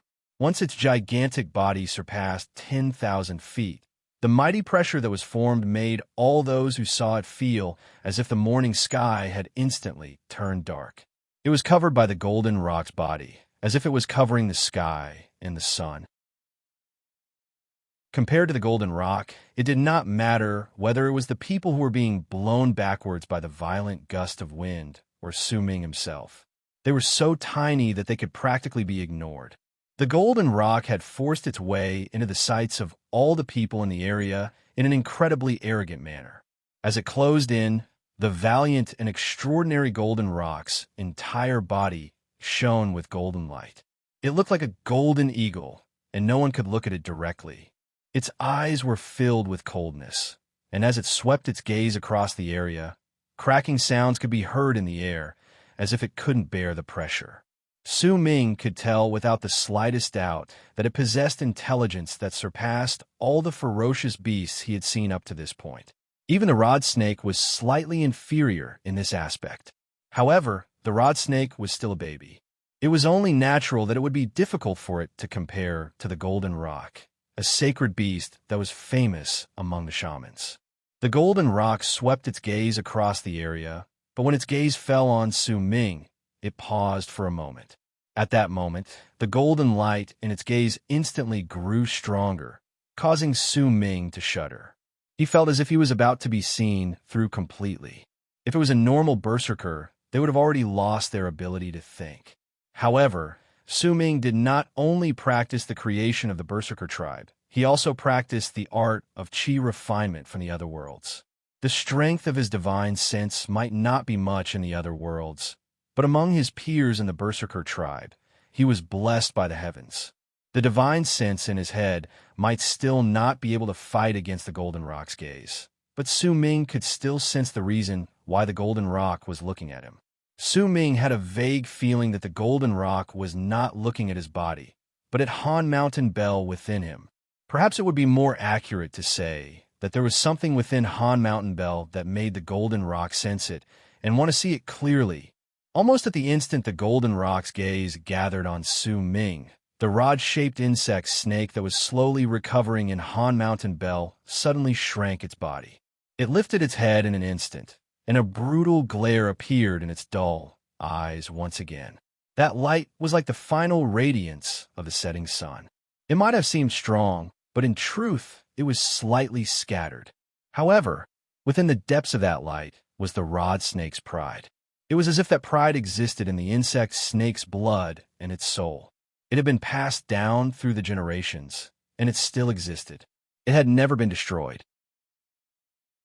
That pride hidden within that brutality made it seem as if the difference in power between the rod snake and the Golden Rock was not even on the same level, because the rod snake's pride gave off a domineering presence, a presence that said it was the only one in the world. Su Ming noticed that presence. His heart trembled, and he immediately saw the light in the Golden Rock's eyes flicker. Su Ming seemed to see hesitation in the Golden Rock's eyes, as well as a hint of fear hidden beneath that hesitation. At that instant, Su Ming suddenly had a feeling that the rod insect was like a tiger cub. It might not have grown up, and it might have been injured, but even if it ran into a lone wolf, the tiger cub would still lift its head and show off its unique presence. That feeling only appeared for an instant. When the Golden Rock shifted its gaze away, it soon disappeared without a trace. No one around them, not even Tian Xiezi, noticed it. After all, the Golden Rock's gaze had paused on Su Ming's body. It might have seemed slow to Su Ming, but in truth, it had only lasted for an instant. When the Golden Rock swept its gaze past the entire area, a violent gust of wind started howling in the air. The Golden Rock lifted its head and let out a roar towards the sky. That roar was not deafening in the beginning, but in an instant, it reached its peak and turned into an indescribable wave of sound that rumbled in all directions. The shamans who were swept away by the wind let out shrill screams of pain when they heard that roar. Blood flowed out from their eyes, ears, nose, and mouth, and their bodies exploded with a bang, turning into flesh and blood that flew everywhere. As for the ferocious beasts beneath them, they had already started trembling when the Golden Rock arrived. At that moment, they prostrated themselves in midair, not daring to move. That wave of sound contained a power that made Su Ming's mind roar, causing his mind to go blank for an instant. When he regained his senses, he saw the old spirit medium on the ground, screaming shrilly in pain, his head exploding into pieces of flesh and blood. His entire body was covered in black blood, and he fell to the side. Su Ming also saw that besides all the shamans around him dying miserable deaths, the pair of beautiful split dawns were bleeding from their eyes, ears, nose, and mouth. They looked incredibly pathetic, and there was endless terror on their faces as they ran away. Yet as the two of them ran away, one of them could not withstand the golden rock's roar. His body trembled, and he coughed out blood. As he moved forward, his body started shattering inch by inch, and before he could even move 100 feet forward, he turned into a pile of flesh and blood and disappeared. Only his right hand, which was held by his lover, remained. The remaining beautiful man looked at the arm in his hand and let out a roar of despair, but he did not turn his head back. Instead, he charged forward as if he had gone mad. A large amount of blood mist also spread out from his body, and as that blood mist spread out, his handsome face started rotting. In the blink of an eye, he turned from a beautiful man to a shocking ugliness, but he had indeed managed to escape and disappeared from Su Ming's sight. At the same time, the silhouette formed by the countless vengeful souls around Tian Xiezi exploded with a bang under the golden rock's roar, turning back into the resentful faces that disappeared into the area. Tian Xiezi opened his eyes. "Fourth, had you killed before?" Tian Xiezi took a whiff of the blood around him and asked calmly. This was the first time Su Ming saw such a large-scale massacre. He saw Tian Xiezi attack, and he saw just how powerful the golden rock was. Yes. Su Ming remained silent for a moment before he nodded. "Go after him. I'll wait for you here." Tian Xiezi cast Su Ming a glance and calmly walked onto the golden rock's back. The golden rock closed its eyes and let Tian Xiezi sit down cross-legged on its back. When the split dawns work together, their power is equivalent to a berserker in the berserker soul realm. One of them died, and there's only one left. He's also injured, and he's only in the bone sacrifice realm. Split dawns are not commonly seen among the shamans. It's not easy to find them, but they should be very fast. You've also been delayed for a long time. If you want to catch up to them, you'll have to venture deep into the land of the shamans. "Fourth, do you dare?" Tian Xiezi asked languidly. Su Ming lowered his head. A glint appeared in his eyes, but he did not speak. Instead, he turned around and turned into a long arc, charging towards the direction where the only person who had escaped had gone. "I'll wait for you for 3 days. If you don't come back after 3 days, then you won't be able to come back." Tian Xiezi's voice traveled through the air and fell into Su Ming's ears, but he did not stop moving. In the blink of an eye, he disappeared into the distance. Tian Xiezi closed his eyes slowly and sat there calmly, waiting. The land of the shamans was filled with desolation. The moaning of the wind sounded like someone crying. That sound traveled through the land and through the sky, bringing with it a sense of unfamiliarity and a depressing feeling of oppression. Su Ming charged through the sky of the land of the shamans, but after flying for an hour, he frowned and lowered his head to look at the land beneath him. This land was filled with a forest that stretched on endlessly, and he could not see the end of it. A glint appeared in Su Ming's eyes, and he charged towards the ground. After a moment, he landed on the muddy ground of the forest. He closed his eyes and spread his divine sense outwards. After some time, he opened his eyes and disappeared from the spot. His body drifted away like wisps of smoke, and after a moment, he appeared beside an old tree. He crouched down and touched the wet ground beside him. There was a drop of blood there. I was worried about being chased down. That's why I didn't use the sky. Instead, I used the forest as a cover and used my familiarity with the terrain as a cover to buy time to heal. Su Ming mumbled, and a smile appeared on his lips. The forest was his home. Please recommend me. To be continued. If you like this work, please come Chidian. Come and vote for me. Your support is my greatest motivation. Chapter 264. Master could have killed this person himself. Why did he want me to do it? Su Ming stood up and looked around. Once he did so, he fixed his gaze on a door and charged forward like a wandering soul. It's because he saw that I wanted to join Sky, Miss Shaman Hunt.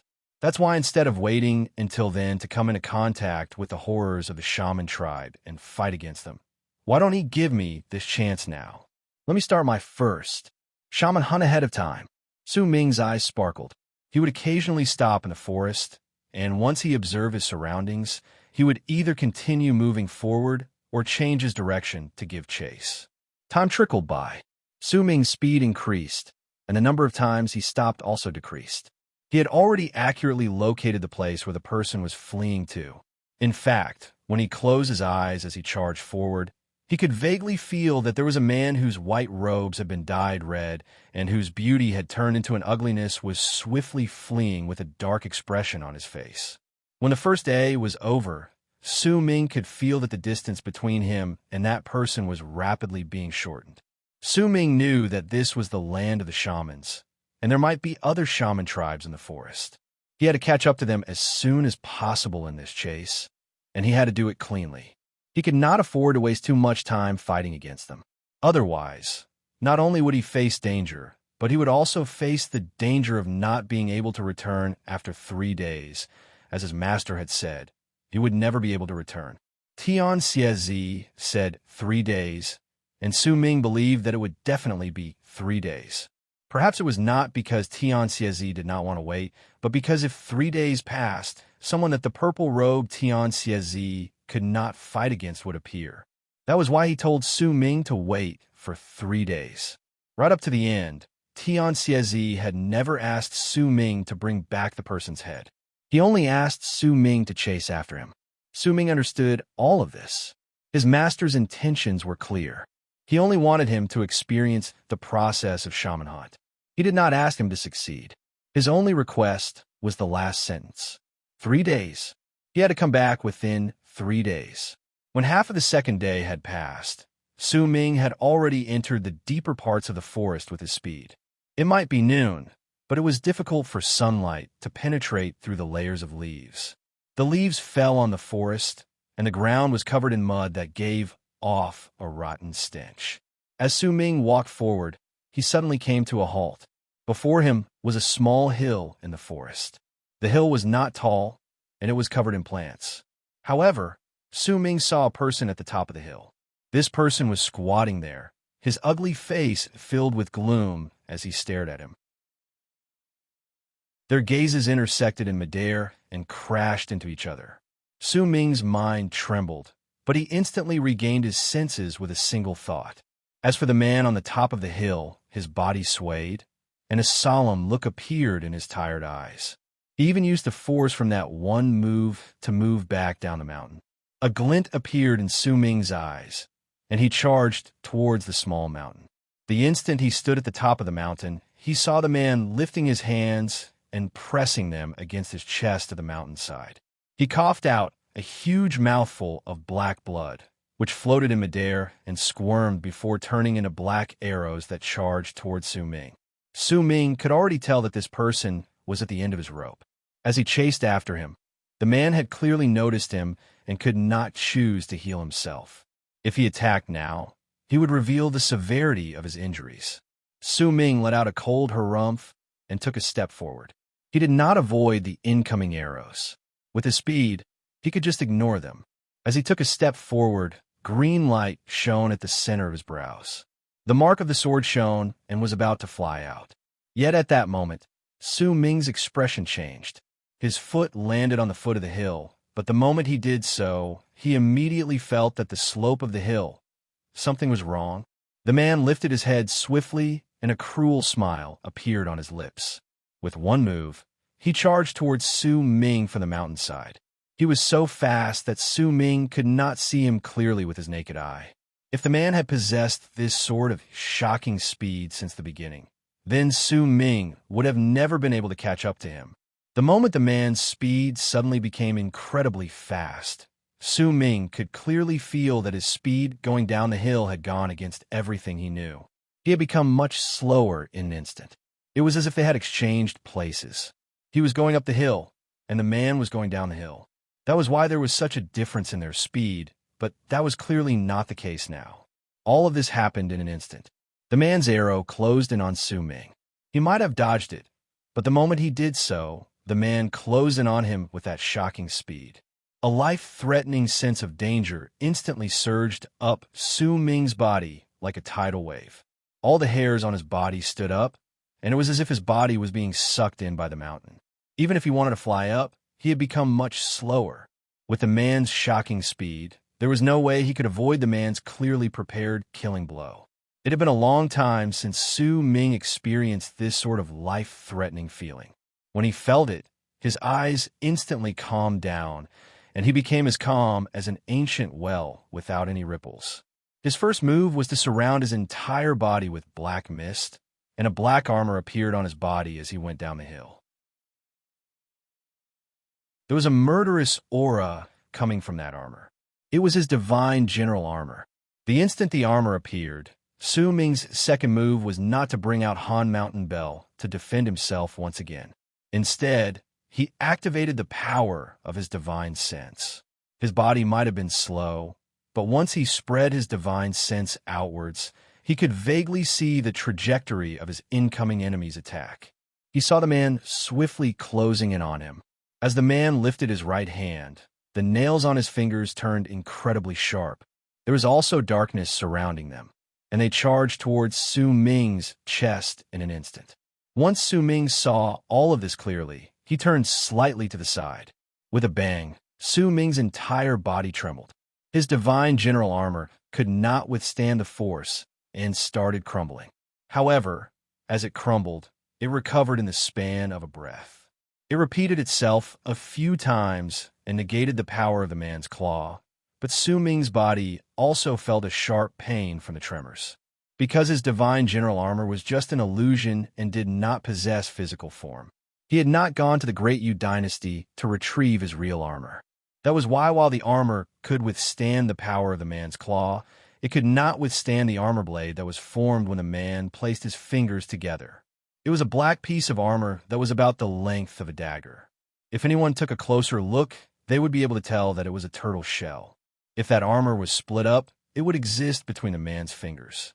It might look like a fingernail, but if it fused together, it would reveal its true form. The armor blade pierced through Su Ming's divine general armor and stabbed into his right chest. The blade's target was originally Su Ming's heart, but due to Su Ming's slight movement when he spread out his divine sense, the blade missed the spot where his heart was supposed to be. Hence, even though he was in pain, he did not suffer any serious injuries. All of this happened in an instant. Once the armor blade in the man's hand stabbed into Su Ming's right chest, he was stunned. Clearly, he did not expect that Su Ming would be able to dodge the attack, even though he had slowed down and his opponent had increased his speed. He was also shocked that Su Ming was the divine general of the Berserkers, and his killing intent grew stronger. That moment of shock quickly turned into a cold sneer.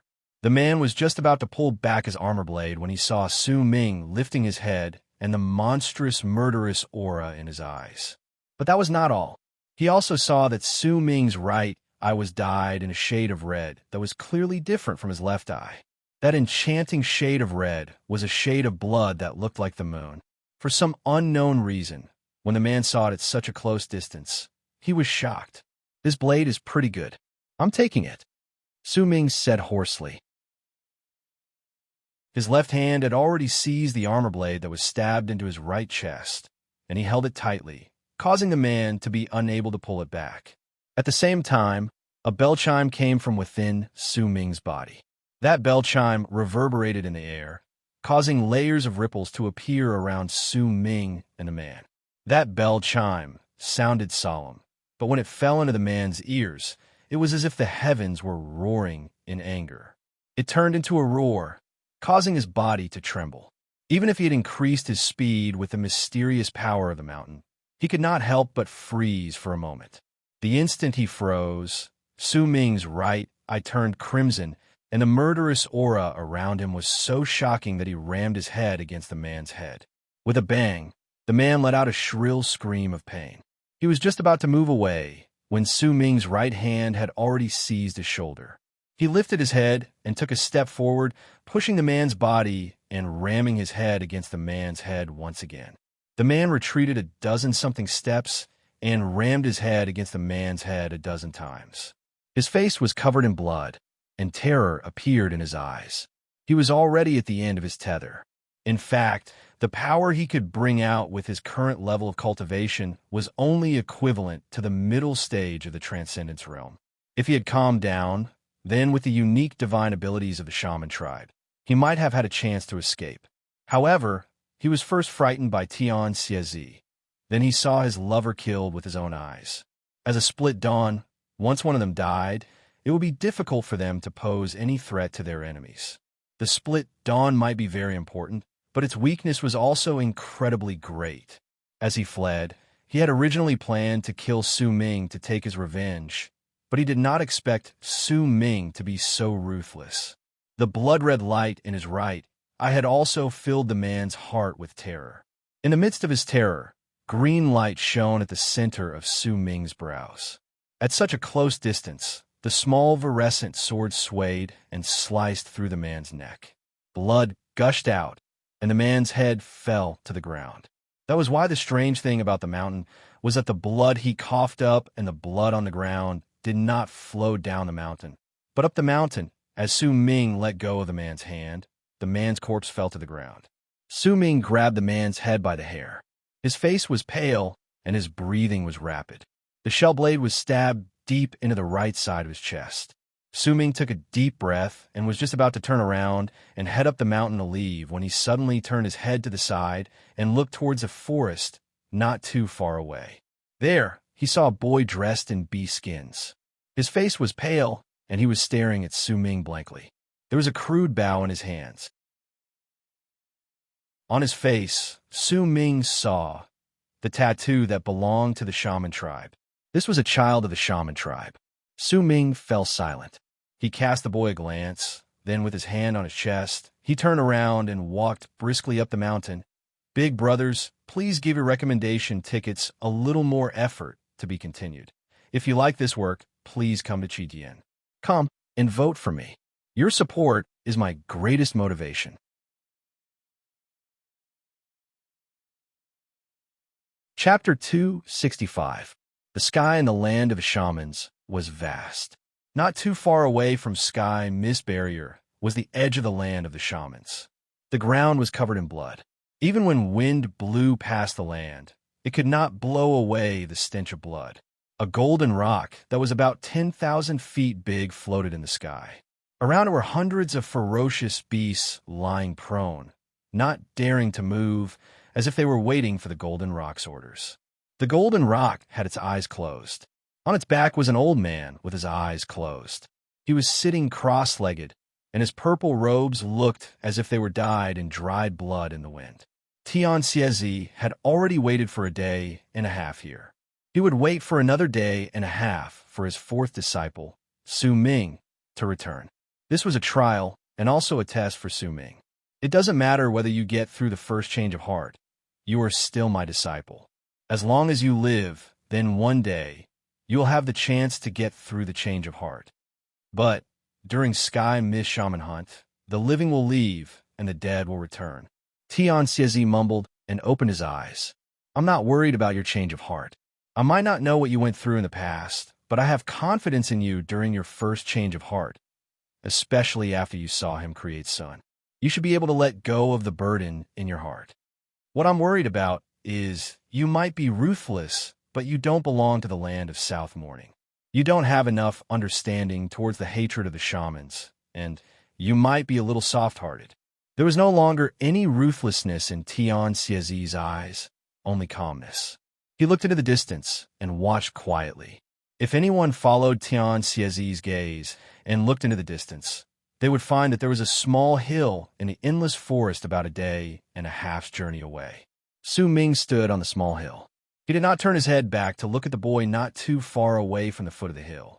That boy was like a child at the second or third level of the blood solidification realm in his tribe. He might also be a shaman, but Su Ming could not bring himself to be ruthless. In silence, sharp pain shot through Su Ming's chest. Blood was still seeping out. The shell blade had stabbed into him, and it had injured him to a certain degree. If he had not dodged it, then that blade would have pierced his heart. Su Ming brought out the shell blade, and at the same time he left the small mountain, he lifted his left hand and pointed towards the pale-faced boy who looked as if he had just snapped out of his fear and turned around to run away. A gust of wind whistled through the air and instantly caught up to the running boy. At the instant it landed on his body, it suddenly split into two. One of them charged towards a big tree on the side, and the other opened its mouth wide. The boy hadn't noticed it in the slightest, and it charged out from the body of a green, poisonous snake. The snake's head exploded, and it fell to the ground. Another gust of wind landed on the young man's body. The young man's body trembled, and he fell to the ground. He closed his eyes and fainted. Only those who had reached fine control in the transcendence realm could do this, and Su Ming's fine control had already reached an incredibly exquisite level. I won't kill you, but I can't let you go back and expose my whereabouts. With one move, Su Ming left the small mountain and charged back the way he came. He had used more than a day to chase after the boy. Once it ended, Su Ming did not rest on the spot. Instead, he used his fastest speed to return to the tribe within 3 days, according to the limit his master had given him. In this unfamiliar land, in the territory of the shamans that was filled with danger, Su Ming was incredibly cautious. He knew that the boy should have been killed, but he still chose to make him faint. As Su Ming left into the distance, the boy suddenly shuddered after the time it takes for half an incense stick to burn. It was as if a strange power had appeared out of nowhere, causing him to wake up prematurely. The boy opened his eyes and first touched his body. Once he found that he was not injured, he looked at the headless poisonous snake by his side, and he froze for a moment. Yet that momentary pause soon disappeared. The boy looked at the small mountain, and there was no longer any dullness on his youthful face. It was replaced by brutality and hatred. He quickly crawled up and used his full speed to run back to his tribe. As he ran, he did not stop for even a single moment. As he ran, he bit the tip of his tongue and coughed out a mouthful of blood. When he closed his eyes and reopened them, the blood he coughed out immediately turned into a small blood-red bird. The bird flapped its wings, and with a shocking speed, it charged into the distance and disappeared without a trace in the blink of an eye. An hour later, in a place not too far away from the village, the trees in the forest were cut down and turned into a village. The mud on the ground was filled up and became thick. There was even a large piece of land in the distance that was planted with many edible plants. Cheers and laughter came from within the stockade village. Occasionally, some of the shamans with tattoos on their faces could be seen patrolling the area vigilantly. However, when they saw the small red bird that suddenly flew out from the forest, their expressions immediately changed. The little red bird flew straight towards the stronghold. In an instant, it rushed inside and entered one of the houses in the stronghold. There was an old man sitting cross-legged in the house. That old man was half naked, and there was a bee skin wrapped around his waist. There was a small cauldron before him, and there were some weeds burning inside. Wisps of smoke rose into the air, and as the old man breathed in and out with his eyes closed, those wisps of smoke were sucked into his eyes, ears, nose, and mouth. Then they came out from all the pores on his body, forming a distorted and hazy feeling. Behind him were 2 young girls from the shaman tribe. They were incredibly beautiful, and they knelt by the side. They held a fan made of leaves in their hands and fanned themselves gently. The wind from the fan was very light and could not blow away the wisps of smoke that danced in the air. The entire room was silent. However, the moment the small red bird rushed in, the old man suddenly opened his eyes, and there were 4 pupils in his eyes. The instant the old man opened his eyes, the red bird immediately flew over and landed in front of him. With a bang, it turned into a layer of blood fog that was sucked into the old man's eyes, ears, nose, and mouth. His eyes immediately sparkled, as if pictures had appeared out of nowhere before his eyes, allowing him to see everything clearly. Berserkers! A cruel and bloodthirsty smile appeared on the old man's face. He even stuck out his tongue and licked the corner of his lips. If any berserker saw his tongue, they would definitely be shocked. The length of the old man's tongue was clearly longer than a normal person's. It was like a snake, and it looked as if it could even lick someone's hair. With that bloodthirsty and brutal smile on his face, the old man stood up. Once he walked out of the house, he spread his arms wide and let out a low growl towards his tribe. The entire tribe immediately fell silent, and all the people turned their gazes towards the old man. "Do you smell it?" The old man's voice was hoarse, but there was a ghastly tone to it. "That's the scent of a berserker. That scent is the sweetness of a berserker's blood. There's a berserker in the forest where the lizard god lives. He stepped on our land and killed our warriors. He disturbed the lizard god in the forest. Kill him. Take his head and hang it outside our tribe. Dig out his heart and squeeze out the blood from his heart. That is the blood that belongs only to the powerful. Kill him and place his teeth on our necks as our spoils of war." As the old man spoke, a short period of silence passed before crazed roars rose from the entire tribe. Those roars came from all the shamans in the tribe. In fact, a brutal look could be seen on the faces of the children, women, and old people.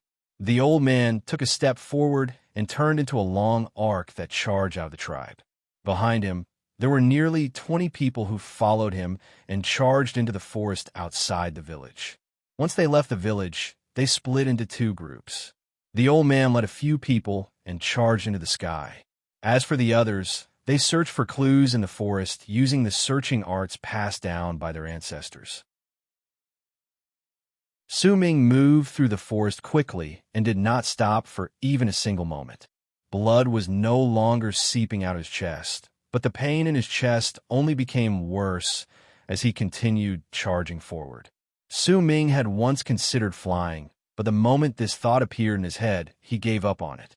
If he flew, he would definitely run into shamans. This was a journey that would take him a day and a half. To him, doing this in the unfamiliar land of the shamans was not a wise choice. Compared to the sky, the forest was much more suitable for Su Ming to travel through. Time trickled by as he continued charging forward. When the second night arrived, Su Ming sat down cross-legged on a big tree and calmed his breathing. Based on the distance, I should be able to return to Master's place by tomorrow night. Su Ming touched his chest, and a red hue appeared in his right eye. It had been a long time since he was this injured. During this trip to the land of the shamans, Su Ming had seen just how strange the shamans were. To him, this would be of great help in the upcoming Sky Mist Shaman hunt a few months later, because not everyone had the experience of hunting shamans alone in the land of the shamans.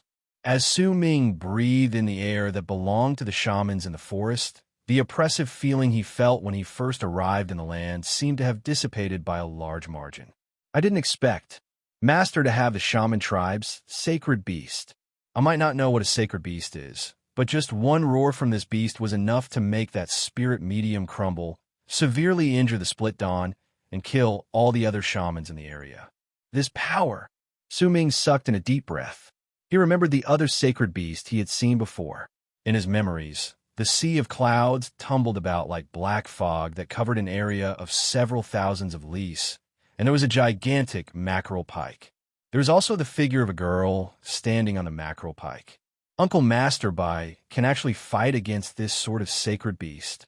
Su Ming's heart trembled. As he saw more things, he gained new guesses towards Uncle Masterby's level of cultivation. Just as Su Ming was immersed in his thoughts towards his master and Uncle Masterby, and was immersed in the shock of the shaman tribe's sacred beast might, a serious look suddenly appeared in his eyes. The blood-red light in his right eye shone, and his entire body was like a taut bowstring. In an instant, he walked out of the big tree where he was sitting. Su Ming could clearly see with his divine sense that there were a dozen-something shamans within an area of 3,000 feet around him. They were charging towards him with ferocious cruelty and an excited thirst for blood on their faces. They surrounded him and charged towards him. The moment Su Ming saw these shamans, The first thing that appeared in his head was the boy he had knocked unconscious with a gust of wind from his finger. To be continued. If you like this work, please come come and vote for me. Your support is my greatest motivation.